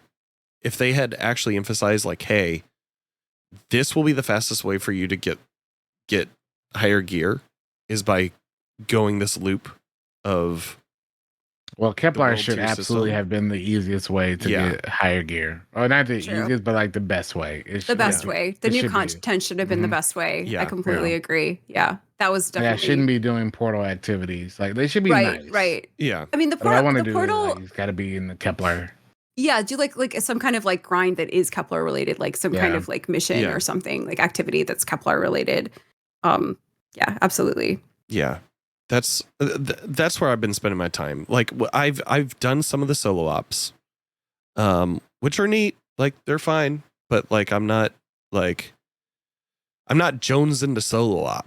I'm not jonesing to do the fire team ops. Like, I'm jonesing for new stuff. You're jonesing for. I know that there was some feedback too that people were hoping that there would be some kind of new unlock after the raid was cleared, and I mean, I don't personally feel that way because I feel like they dropped the new location, they dropped like the new story, they dropped the new raid. I'm like, I don't really need another unlock after that. But I think that I think that feedback kind of speaks to the idea that people are like wanting more out of this DLC, and that also goes to sustainability questions about the DLC content and the distribution cycle and how they're pushing the content out and whether or not it's going to sustain the live service game or whether or not people are going to move on. So, and I think it's an interesting question for like the future of the game. Yeah. Honestly. Yeah. Absolutely. I've always felt that like the future, well, everything they've done in this last week, raid and non-raid stuff, is definitely going to, unfortunately and fortunately, change the player base for better or for worse. Sure. It's just how it's going to be. My only hope is when the community outrage for certain things happens, Bungie chooses to pick and choose their battles. Right. Because Bungie has historically tried to appease everyone every single time. Right. You even have people currently now asking for contest mode to come back. Just like what we had with Sunder Doctrine. Sure. Sure. The bugs that And weekend. I would really, even though I didn't complete it, I'm on the mindset that they shouldn't bring it back. But if they bring it back, whatever. It's just one of those things. Yeah. The bugs, unfortunately, were very annoying. They affected my team as well, but they weren't as damning as Sunder Doctrine's issues. They weren't as damning as Vow of the Disciples' issues. And obviously, you have way too many teams who completed it that obviously wasn't as bad of an issue. But at the same time, are you asking players to deal with 1, 2, 3, 4, 5 bugs while also being perfect? That it's a tall asking order. Yeah. So it will be very interesting because they made that post this morning saying, talking about the entire situation, and at the time it was like 200 comments, but like every third comment was like, "Bring it back, bring it back, bring it back." Give us another Contest. chance. Yeah. So it's if enough vocal outrage comes from it, they will probably bring it back. I'm curious if they'll bring it back with still the ban list and stuff like that, because obviously there's a lot of weapons that could have been really beneficial that we couldn't use. Outbreak being one of them. Outbreak, so especially really with curious. the ammo situation. Outbreak would have been so nice to have for hot swap there. Absolutely. Yeah. Yeah. I agree. I don't think they should bring back contest. I feel like what happened, and I think the question at this point is, like I've said before, who is contest for? I think I want Bungie to answer that question, and I think that will help me decide like how I want to engage with it. Because I love just watching contest. Contest is so fun. It's so fun getting popcorn and then just watching some of the best people in the entire game like crush this incredibly challenging content. Like, and I am so happy to participate that way. Like, absolutely. I just need to know. Know it's this game's it's the community Super Bowl is what I've always called it. That 1 day or two. Yeah, absolutely. And then honestly, like what the comment about this was, it's a marketing campaign or a media campaign. Dan, I think that's really interesting and insightful. And also it just speaks to kind of the evolution of contest, because originally what certainly was not supported by the devs as a contest thing. It was like, here's the new content. And then the community picked it up and kind of turned it into a contest. And then the belts were added retroactively later, right? So it's turned into something that's shoutcast, something that's like on Twitch, something that like people are complaining about. Oh, they're not showing their screens, so I can't see the gameplay, kind of thing. You know? Whereas before that was not a thing at all. So I don't know that I can even be mad at the whole marketing, because I don't think it's Bungie's fault. I think they just were kind of organically taking up what the community wanted and was doing already. Personally, and maybe it is that. Maybe it is marketing. Like. But I think that it is a wonderful, like usually it is a really wonderful kind of moment for the game. Like the raid race is like a highlight, and we're only getting one a year, correct? Now, yes, one raid a year. We get the dungeon. We get the dungeon with contest. The dungeon, which of course adding contest to that like elevates it and makes it like a day one type situation, which is wonderful, and I love that they did that. But like, I think this is something they really need to consider like, because it's only coming out once a year. So this has to hit the right note. It really does. It really has to hit the right note. Well, I'm eager to see what they do surrounding the epic version of this raid, which we'll be getting in 3 months. I believe. It makes more sense how they're going to do it now that we have this. You pick your adventure. It seems very easy for them to add just another door somewhere or something. Right. Exactly. Because like there we're going to be receiving new encounters. I would be surprised if they didn't throw a puzzle in there somewhere.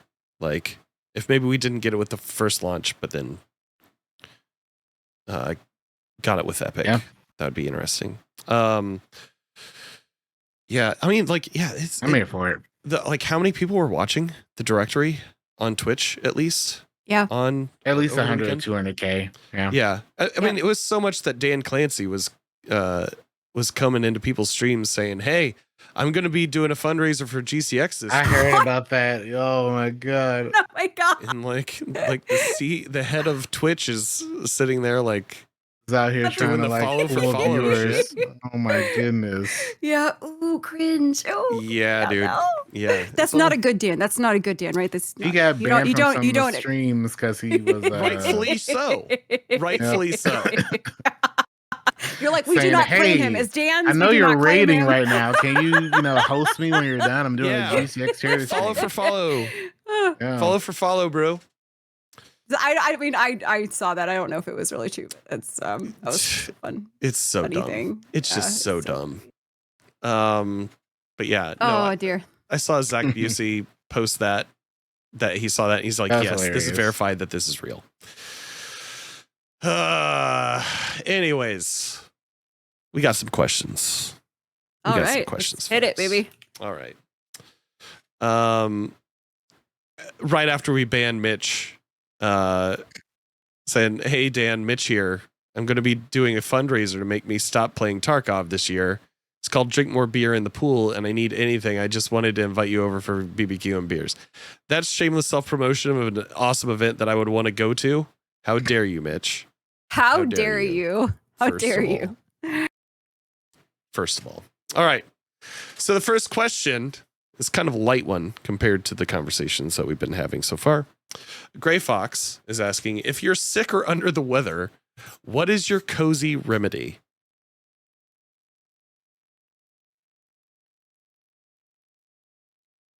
For sick under the weather. I think this one is probably going out to you, Danfinity. I mean, like, I'm probably the one that's most recently affected by this. Do you get a bunch of lemon tea? So I just sucked down a lemon tea. Here.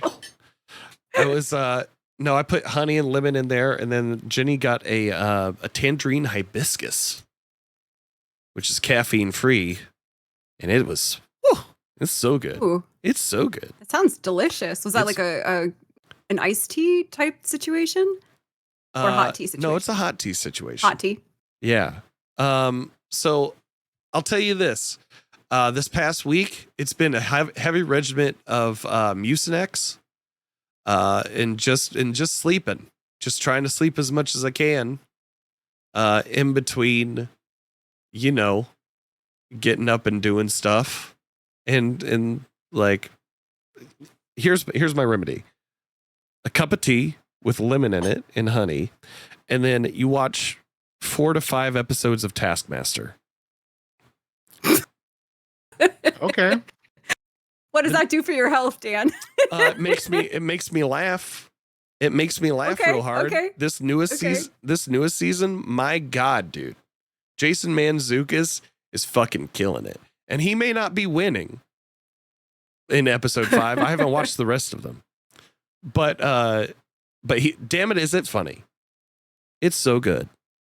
That, and we started watching the UK Love Island after the American one, and I just Oh, got to my say it's goodness. not nearly as good as this past season. Anyways, so there's my I did remedy. not take you for a Love Island enjoyer. Jenny Dan. and I really did not. Jenny watches it in earnest, and I watch it in jest, and I make fun of it. Yes. Yes. The hate watcher.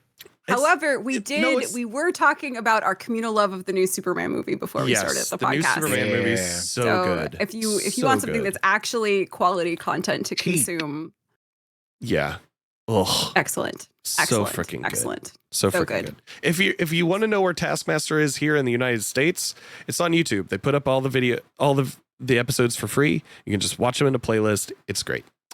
Really? Yeah. Yeah, man. Every season. I think there's 19 seasons of it up for free on YouTube right now. If you're a fan of that, I would also suggest Guy Montgomery's Guy Mont Spelling Bee from New Zealand. That one's pretty fun. So there's that. Matalat has a question for Tiddly. Have you gilded Yes. Dredgen yet? Dregadin. Yes. No, I have not yet gilded Dregadin. Thank you for that What? question. But wait, you still can gild it, right? I don't know. I mean, Oh, as a 14-time gilded Dregadin, if there is a way to gild Dregadin, I will be gilding Dregadin, Matt. So Okay. thank you for your question. Yes. Matt says oh, you yes, can. you Oh, can. well then, now that the raid race is done, there's no reason for me not to. Excellent. What about you, Matt? Same people don't do that. That's absolutely fair. We do have a support group. There are donuts for the people who have gilded Dregadin every season.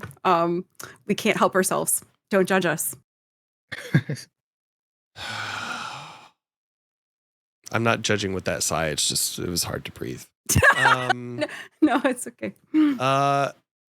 Let's see here. Roxas EX asks, have y'all done Mythic Kepler? And if so, how do you feel about running it and only getting tier 1 and 2 gear for that difficulty? I have not. My husband has and likes it a lot. Says it's really good. But I think it sounds like you're feeling like it should be more rewarding. Have you run it, Dan? I don't know. I've done Mythic. Mythic. I've gotten some tier 3s. Now, my question here I need to get more time in. Were you also picking up the chests along the way in lower tiers? I've picked up the chests in lower tiers. Okay. I feel like just I don't know. I don't think it needs to be a guarantee. Like if you're in Mythic, you're only getting tier 5s. Yeah. But I would like for it to be weighted. But I kind of want to wait until I'm like 400 or something. Okay. To really decide. Yeah. Because right now is anything that's tier 3, tier 4, like shiny. Yeah. It's nice, cool, no matter what it is. It's the new 65. Yes. Until I'm sitting in that activity, until I'm sitting in that world, and that's kind of the world I'm in. Right. I don't know yet. That's the tough part about this entire new system and this whole Mythic system and all that. Until I'm like, wow, I'm like, I don't know, Diablo, I don't know. Until you're like that, I only am in Mythic world. I don't know how I feel about the drops. Like anything that's nice is cool, but until that's your world. Right. I almost feel like it makes everything feel even more like trash loot because you're not like at the end point, right? Yeah. You know, I really felt that way playing Diablo. I'm like, well, none of this matters. It matters to some extent, but I'm not going to be focused on min-maxed build crafting when I'm working on loot that's not gonna be outclassed when I level up, world tier, right? Yeah. So it kind of feels that way in Destiny now. It's like, oh, this is matter. This probably doesn't matter. Right. Exactly. Yeah. I've literally just been trashing everything. It's just like, all right, this is well, it makes it easy to get trash everything for the unstable cores too. Like that's true. That's actually true. Yeah. Yeah. It does kind of feel like a continuation in a different way of the problem that Destiny had before this reset, that there was a lot of loot, but none of it felt like it mattered. So it feels that way, but for a different reason now. So I don't know that that's a good thing necessarily, but I can see them adding a system to upgrade. I wouldn't be surprised they do that. Yeah. They're going to probably have some system with enough community response where they're like, well, now you can level up this weapon from tier 1 to tier 5, but it's going to cost like 1,000 unstable cores or something. Yeah. Sure. Be expensive. So at least you know what? Make it expensive. Anywhere. Make it expensive. Yeah, that's cool. Make it available to do that. Like if you're married to a piece of gear that hard, it should be expensive. Yep. Mm-hmm. It's fine. Also, taking something from tier 1 to tier 5 is crazy.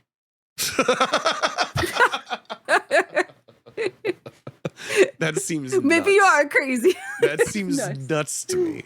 I don't know. Like just grinding, just stepping into any activity and being like, this is good enough, and then just having enough to invest wave the into magic wand. Yeah, exactly. That seems crazy. 5 immediately. Yeah. Let's see.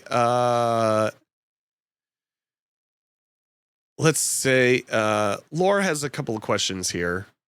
Yeah.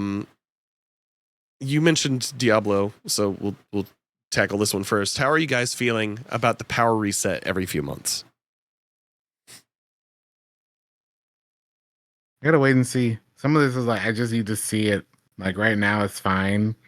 Unless they start adding content where you have to be like 400 to engage with it. It's not a big deal yet. Yeah. Ask me that question in Renegades. Yeah. Right. Nothing is out of reach currently Yeah. with the gear that we have. Even with the gear that we brought over, that's not in the tiered system. It's still very good. And they did the say next that. contest. Imagine a contest dungeon not being 100 as well. That'll be interesting if they decide to finally increase the contest, say to 300. I would say that they would probably do it to 200.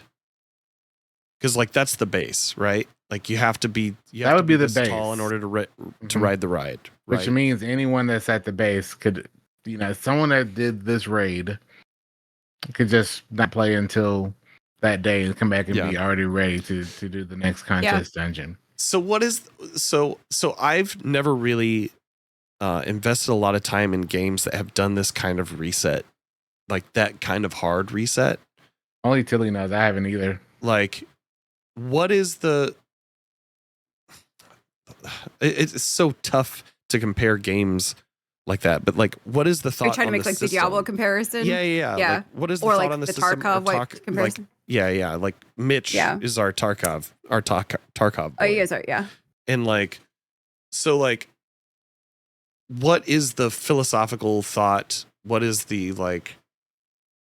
What is the feedback from the communities and other games where this kind of reset happens?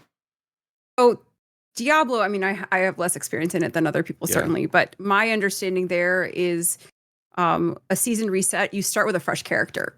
Okay. So I don't think it's comparable because in Destiny, you don't. I think part of the core of the ethos of Destiny is that you have a guardian and you become attached to your guardian and you don't ever change that. That's like my guardian looks the same as it has since I created it in Destiny 1, right? It's like it's like a constant. In Diablo, you don't have that. You're like, oh, well, this season, Spiritborn is going to be great. I'm going to do a Spiritborn character, right? And so it really, it's not just level reset. It's not just loot reset. And also game currency reset. It's also full character reset. Right. So I feel like that's a significant difference to what Destiny is, the spirit of the game, and what they're trying to do. So maybe that being said, like doing this reset so frequently isn't a good kind of like cultural choice for the game. But I don't know. I do think as devil's advocate, I think I have been saying that having like a soft sunsetting is a good thing for the game in terms of the loot. Is this going to hit that note that I think we need? I don't know. I think that we were really feeling overpowerful and overtuned and none of the loot mattered because all of our loot was very good. I definitely think that's not the case anymore. I think that I'm using heavy weapons and it feels like I'm shooting marshmallows now. So like, it's like, so I think that they've definitely achieved that. Am I going to get back to a place where like, I feel like it was worth putting all that grind into? Maybe. I don't know. Is it going to be worth doing that every 6 months? Maybe. I don't know yet. Well, and something else to add to this, didn't they remove the weekly lockout? Like for grinding gear? Like +2s plus like however many's. Oh, you mean for pinnacle drops? Mm-hmm. I don't know actually. I don't know. Okay, gotcha. Epic Dan, do you know off the top of your head? I don't think so either. No. Okay. I mean, if that's the case, if they make the grind loops accessible and like not time gated, that may help or ameliorate the systems. But so I don't know the answer to that, but I think the fact that they did nerf the encore grind doesn't bode well for the sort of like what their intentions are around that grind, right? Okay. So, from what I'm seeing in chat is it says Cryo Phoenix and Matalat are saying that there's no lockout as far as they can tell. Okay. And that the power farm is infinite. So, I mean, if you wanted to front load your entire power climb, like you could on do the front that. end of that, you can do that and ride that out for the next however many months. Yeah. So, and I think Mitch's point about burnout is really fair too, because I think that like it's kind of like drip content versus like giving everybody the story all at once. Like if you front load the grind, people will play it and then stop, which is not a bad thing. It's not necessarily a bad thing. But it gives you time for other games like Clear Obscure, Expedition 33. Yeah. Like specifically this one game that Dan loves very much. This one game is so good. It's so good. Let's see here. We're getting a lot of questions. So yeah, it's a good conversation today. I think it's wonderful. Yeah. We'll continue with lore for right now. How are you guys feeling about the content amount compared to past expansions? Feel free to include all the way back to Curse of Osiris. I think it was fine. Why Curse of Osiris? I don't know. You mean Cursed Osiris? Yeah. I feel like they mentioned that on purpose. It's better certainly. than 2 tokens and a blue. Yes. I feel like. Somewhere between 2 tokens and a blue and Witch Queen for me. Yeah. 2 tokens in blue, the bar is in hell. What do you the bar is below the floor. Yeah. She said she just went back to the first expansion. Yeah. Okay. So all right. Honestly, the amount of, the campaign, I thought it was sick. I liked the campaign a lot. I actually think the ramifications are huge, probably larger than anything we've seen going back to Taken King.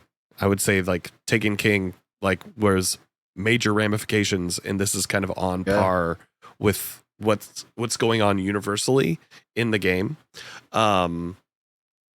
For length and everything, I haven't done any of the Steve activities yet. Steve is really cool. Okay. Is it good? I haven't tried it either. Steve is really cool. Okay. Yeah, so I need to dive into that. I've just been kind of going at my own pace. Like I said, I've been sick, so I haven't really had a lot of time to do a lot of stuff other than to hack up a lung and to sleep.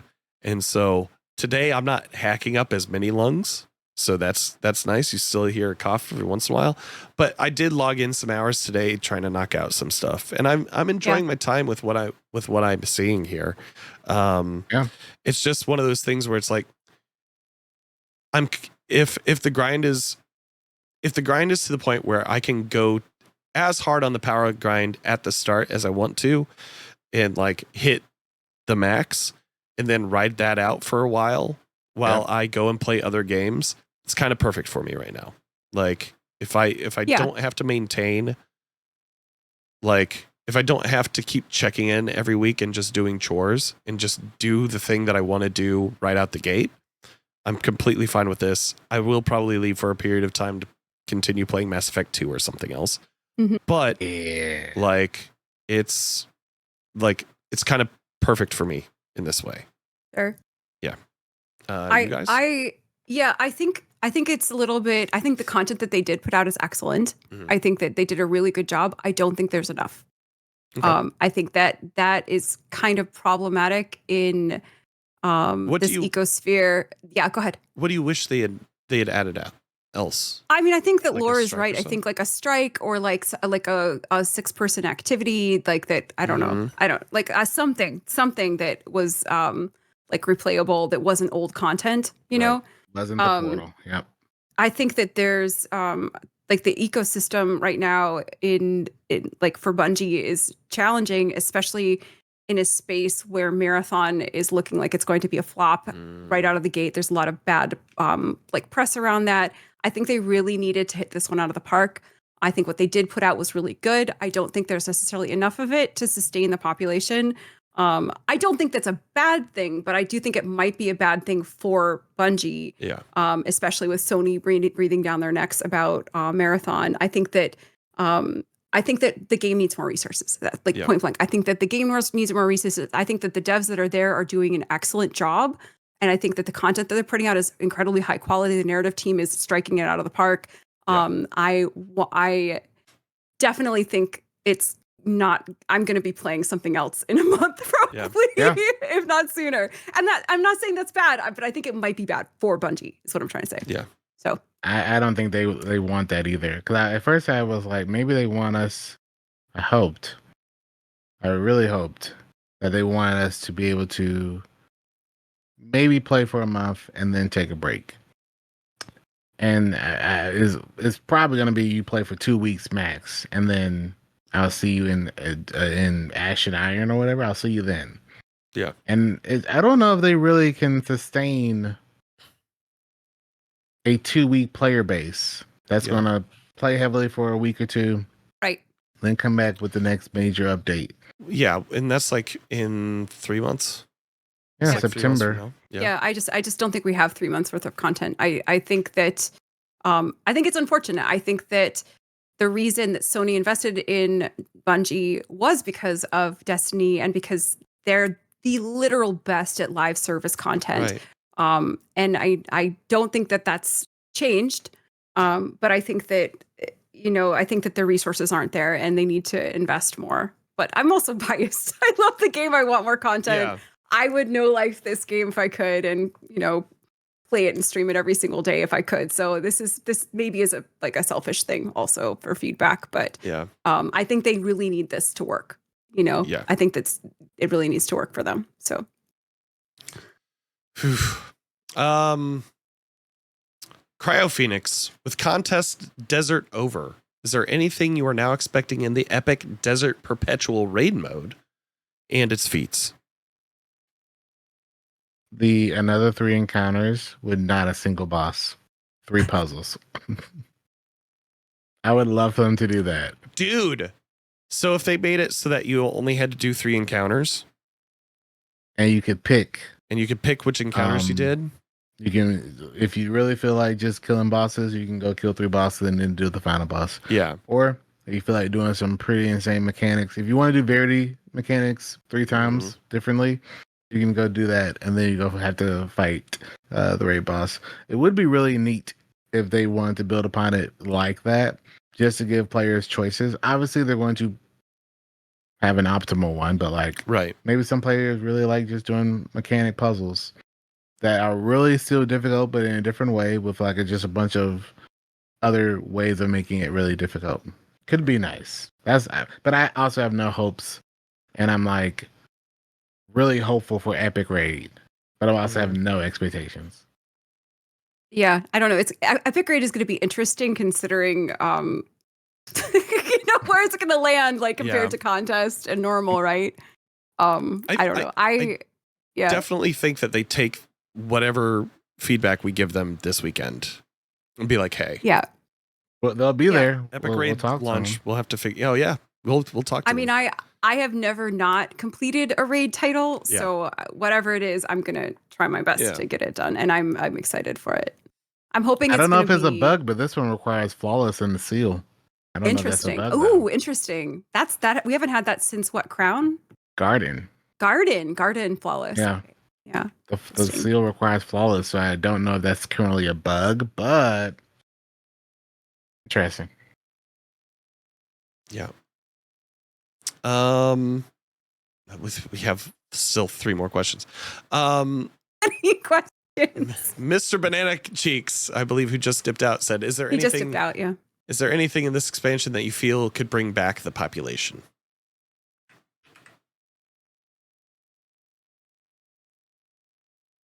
Bring back the population. I think the raid was supposed to be the marquee draw. Yeah. If the raid more normal is fun and replayable within sort of a certain amount of time frame, then I think that would work for people. Right. Because I think that for people who love PvE, that's the pinnacle. That's what people come for. So, but if the sort of the kind of negative cloud around contest weekend, keeps hovering over the raid and people are like, well, that was too hard, I'm not going to try it again. Right. Then it maybe not. I guess we'll see. Yeah.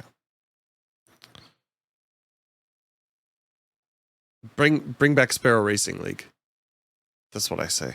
Bring that back. That'll bring everybody back. If you've SRL. SRL. The Trials. SRL. The Trials SRL. There you go. You know what? Oh boy. I've just been I'll talk about that another time. It's fine.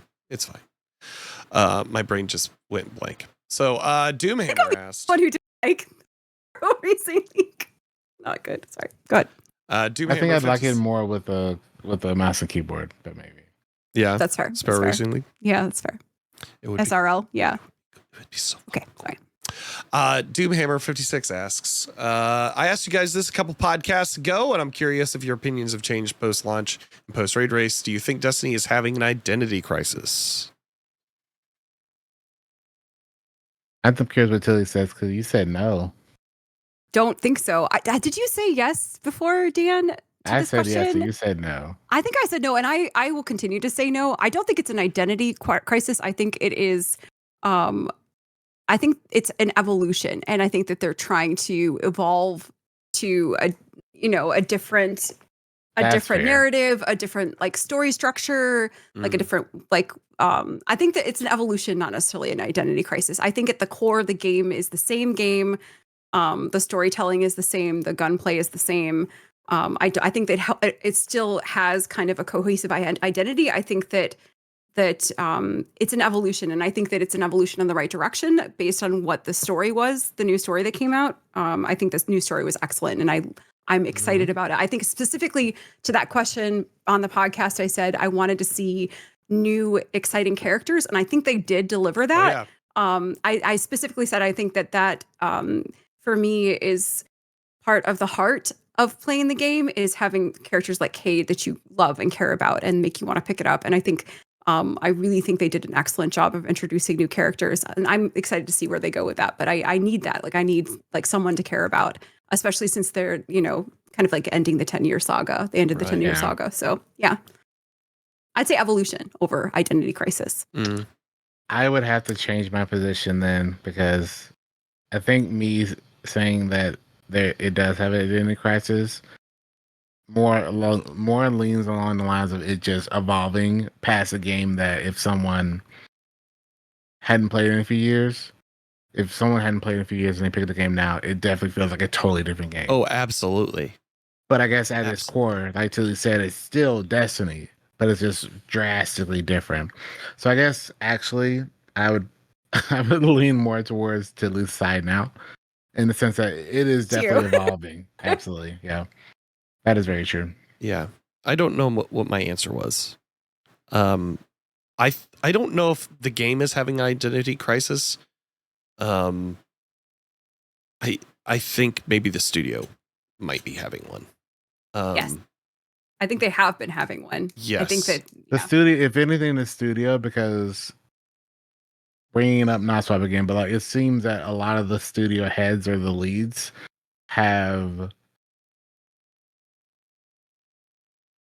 they're butting heads on the philosophy of the game. Yeah. The only one that seems cohesive right now is the narrative team. Everyone else, like we don't even have we got introduced to Pathfinder in Salvation that's just gone in Final Shape. Yeah. And a year later, they're like, well, we're going to retire Pathfinder. Like how many people were like, to me, that speaks to engagement. Because how many times did you remember to pick up things from the Pathfinder? Like when you were playing? All the time. Okay. Like I did not. So for me, Yeah. for me, it wasn't that like I wouldn't pick it up when it popped up. Yeah. But I would always I would load into something, and while I'm loading in, I would just open up Pathfinder real quickly, and I would just click whatever was available. Yeah. So I engage with it passively, but I engage with it fairly often in my playtime. Yeah, it kind of felt like a weird scratcher to me. You know what I mean? Like just like a lottery. Yeah. Kind of thing. Where it's like I would passively do these things. And be like, ooh, and like connect down the line. Ooh, a piece of candy, and like just I won $10. Oh wow. Yeah, exactly. I won $10, and that for how much? I think it was a solid secondary choice, because the only other choice was bounties, right? You just pick the bounties, and I know some people like bounties. Yeah. But I personally didn't like bounties because it took me out of playing the game. Yeah. I would have to go to the tower. Chores. You'd have to do chores. Go talk to everyone and then leave. Which I understand. It has its position in the game. But I didn't personally mind if I just didn't go to the tower for 4 or 5 hours. I still had something. I did have the scratcher. I did have the passive scratcher there. Yeah. So yeah, like I just at a certain point I just stopped interacting with it because I didn't care about the gear that was coming out. I may have redeemed a Pathfinder once or twice, 2 times maybe in total ever. So I mean, Yeah. I also did it for the bright dust, if I'm being 100% That's actually nice to have like it was nice for the bright dust. a source for the bright dust. Yes, for sure.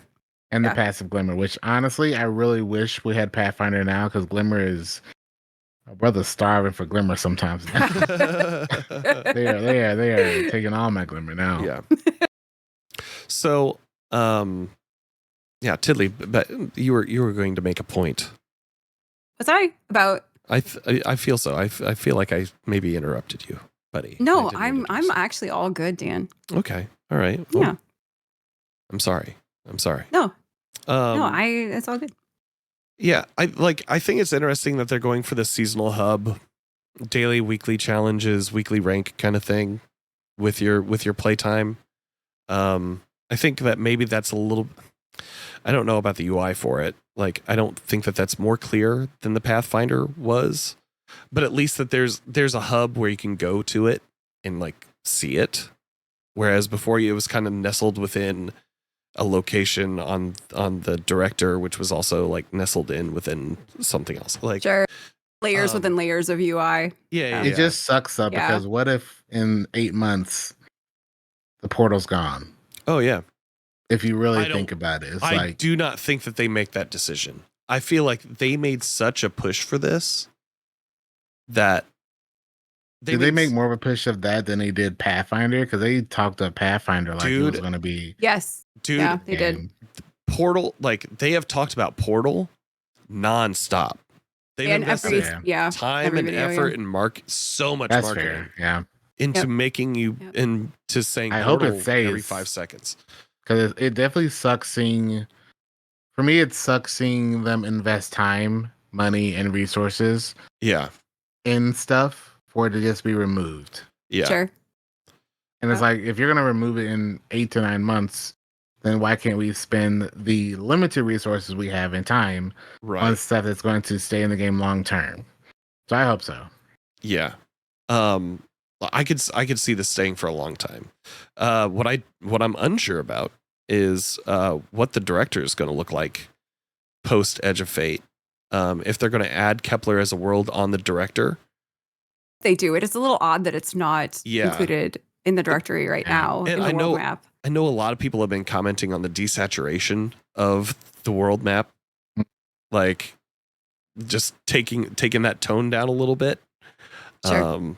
They did address that they are going to do some things to the director. Yeah. And that they are aware how much people don't like Kepler being away from it, and that they are looking to resolve that situation.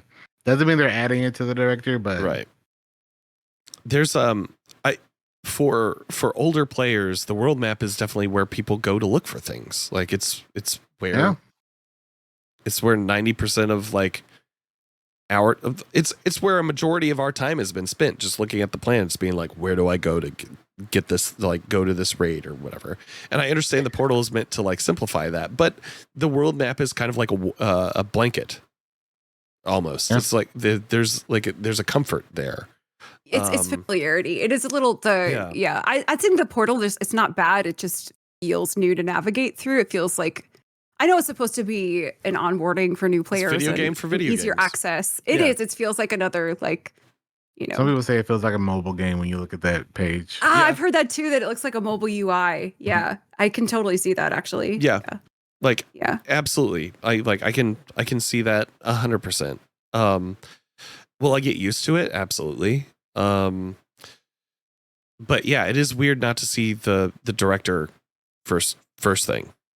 It's just it's weird. And I guess this leads to our final question before I die.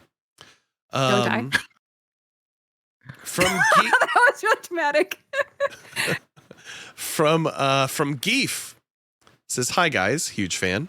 As someone who doesn't play Destiny but has always wanted to, would you recommend Destiny 2 in 2025?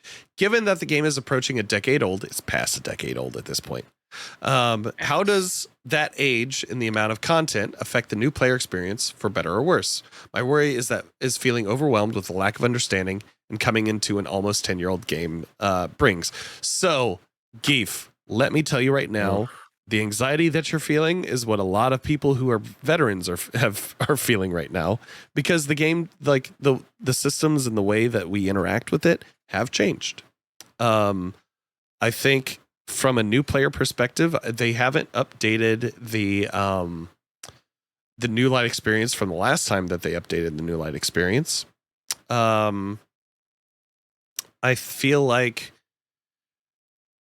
you'll be taught some things at base, but there's still going to be a learning curve. And then on top of that learning curve, there's going to be another learning curve with all the changes that they added in.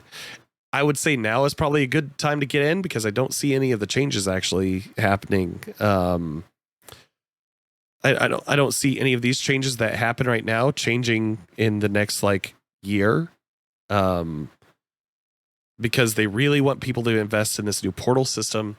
If anything, it's probably easier now to like look at what activities you're going for and to see what loot you're going to get from it, and for how much, for the time investment that you're going in for. Yeah, like I just pulled up the quick play advanced solo ops playlist, and it's saying, okay, for solo ops, rotating selection of activities at a moderate difficulty scale, single player 5 to 10 minutes, and you get 1 completion reward. So it's very clear what you're going to get on the on the other side of your playtime. That said, I would just go through the stories of the DLC, of different DLC, and just have fun with it, and would you want them to do Edge of Fate first, or like Shadowkeep? Man. Yeah, what would you start if you were a new player? Or would you recommend a new player starting? You know what? Edge of Fate unfortunately, is it's hard to like. I was gonna say Edge of Fate is probably the best, because at least Edge of Fate is a. I know you've made the point of talking about like new players are having, or return players are having to hop on a already moving train. Yeah. Yes. Whereas Edge of Fate feels like at least a. We're at a pit stop real quick. We're at a new stop that's starting to take off.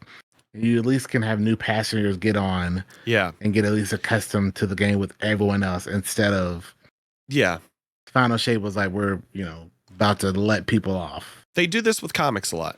Like, so every 6 issues, you have a different story happen within that, and like, while it may not be ideal to hop in like in the middle of a large run, you're still going to get that reset right at the start of each one of those books to tell you, hey, here's who the main character is, here's what the tone is, let's go on an adventure in this way. And that's just been something culturally, storytelling wise, that we've become used to, and like with periodicals and with serial storytelling, right?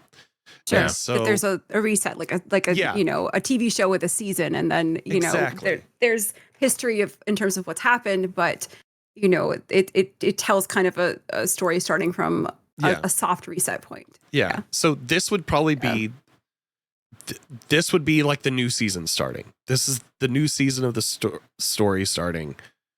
Hop on now.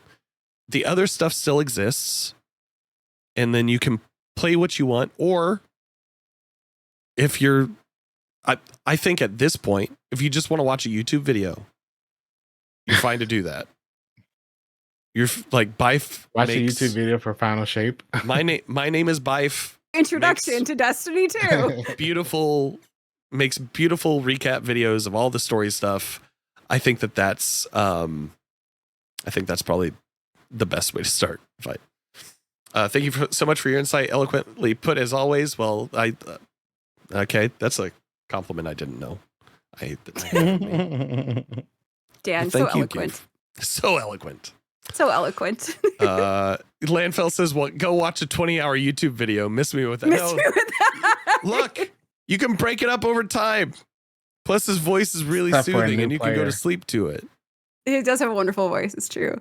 I would say in terms of new players coming in, I think it just depends on what you're trying to get out of the game. Yeah. I think what you're talking about, Dan, is the best entrance point for like a narrative enjoyer. But if you just want to get in there and, do like kind of like the cowboy western, like mess some shit up with your guns and have a good time blasting people, you can enjoy the game that way too. Like it's just about what you're looking for.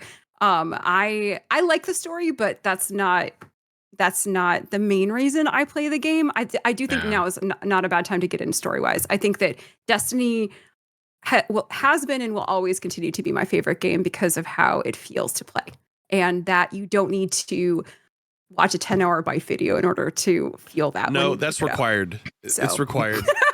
any new player, it just launches the 10-hour video, and you have to get through that. This is mandatory viewing. Yeah. But I think you're gonna get out of it what you put into it, and I think that it's okay to enjoy it in different ways, and you certainly can enjoy it in different ways. Is my answer. Yeah. So, I always say play what you like and leave what you don't like. Leave what you don't. Absolutely. And there's enough. There's enough in the game to do that. As a new player. I think the true draw is the people in the communities. So connect to that. Yeah, absolutely. Play what you want, leave what you don't. If you're looking for 6-player activities, there's an LFG in the game. There's also LFGs in player communities, and most of the Destiny community is fairly welcoming, except for that one guy. Well. And I'm not going to say his name, but he knows. Anyways. Just avoid the channels. There's so many Dans in the community, just like really toxic. Avoid the Dans. Yeah, it's really hard to tell. It's really hard to tell which one. They're all named Dan. I don't know why. Yeah. I don't know. It's that Dan Clancy guy. It's that Dan Clancy guy. Browdy Maple says, "Why do I feel like I'm being called out? I didn't want to name names. I didn't want to name names." I'm kidding. There's great people throughout the entire directory. Yes, I was just being funny. With that said, that's all the questions fit to print, folks. Tiddly, what do you got going on this week, and where can people find you? Oh, well, funny you should mention that, Dan. I am doing as I mentioned before, I'm doing the Chaos Tourney tomorrow. So that's really exciting. That's going to be 5:00 Central. And then for the rest of the week, I'm probably just going to be running normal raids. I think we're going to start out by running helper training and make sure that all of the community helpers know exactly what they're doing. In terms of like mechanics optimization and loadouts. And it looks like having an Invis Hunter is actually really helpful in this raid. So trying to sort all of that out. Like is an Invis Hunter like a must-have? Trying to figure out all that kind of stuff. So I'm going to be playing a lot of Destiny this week. Probably no Marvel Rivals. I don't know. It's fun. I love a new raid launch. I haven't finished the entire thing, so probably hopping in tomorrow, seeing if we can get the other encounters cleared, and then for me, raids are always about rerunning them and learning every single role thoroughly and feeling comfortable. And I love that. So I'm excited to do that and get to the point where my community can run people through and help them out with the raid. So heck yeah. Yeah. I hope they address some of the bugs tomorrow. Yeah, that'd be good. There's a big patch they said to fix some stuff. Yeah. So maybe. Yeah. We'll see.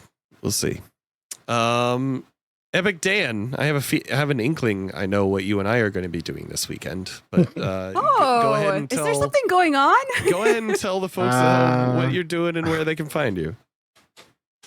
Well, I guess until then, just doing more Destiny. I got to work on getting comfortable in the raid as well, working on the guide video for that as well, and then being at GCX this weekend. So that's going to be a ton of fun. So if you are going to be at GCX, I will be there. I'm trying to get all of my IRL stream stuff set up so I can, do all my IRL stuff there, which is a whole bunch of technological stuff that I'm having to test and then test and then test again. But other than that, Destiny. Heck yeah. Well, my name's Danfinity, and I'm not dead yet. You can find me on Twitch, in the Twitter, and the Instagram, and all the other places. Danfinity GG. Sometimes there's a period in there, and that's my website. Danfinity.gg, where you can find stuff. It's cool. I will be also learning raid stuff tomorrow. Nice. That'll probably be my last stream before going to GCX. Where lucky enough to be a featured creator for GCX this year, so pretty excited about that. If you see me, say hi.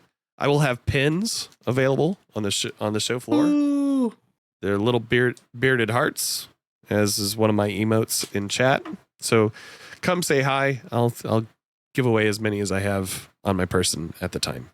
Other than that, I think we might try to do something.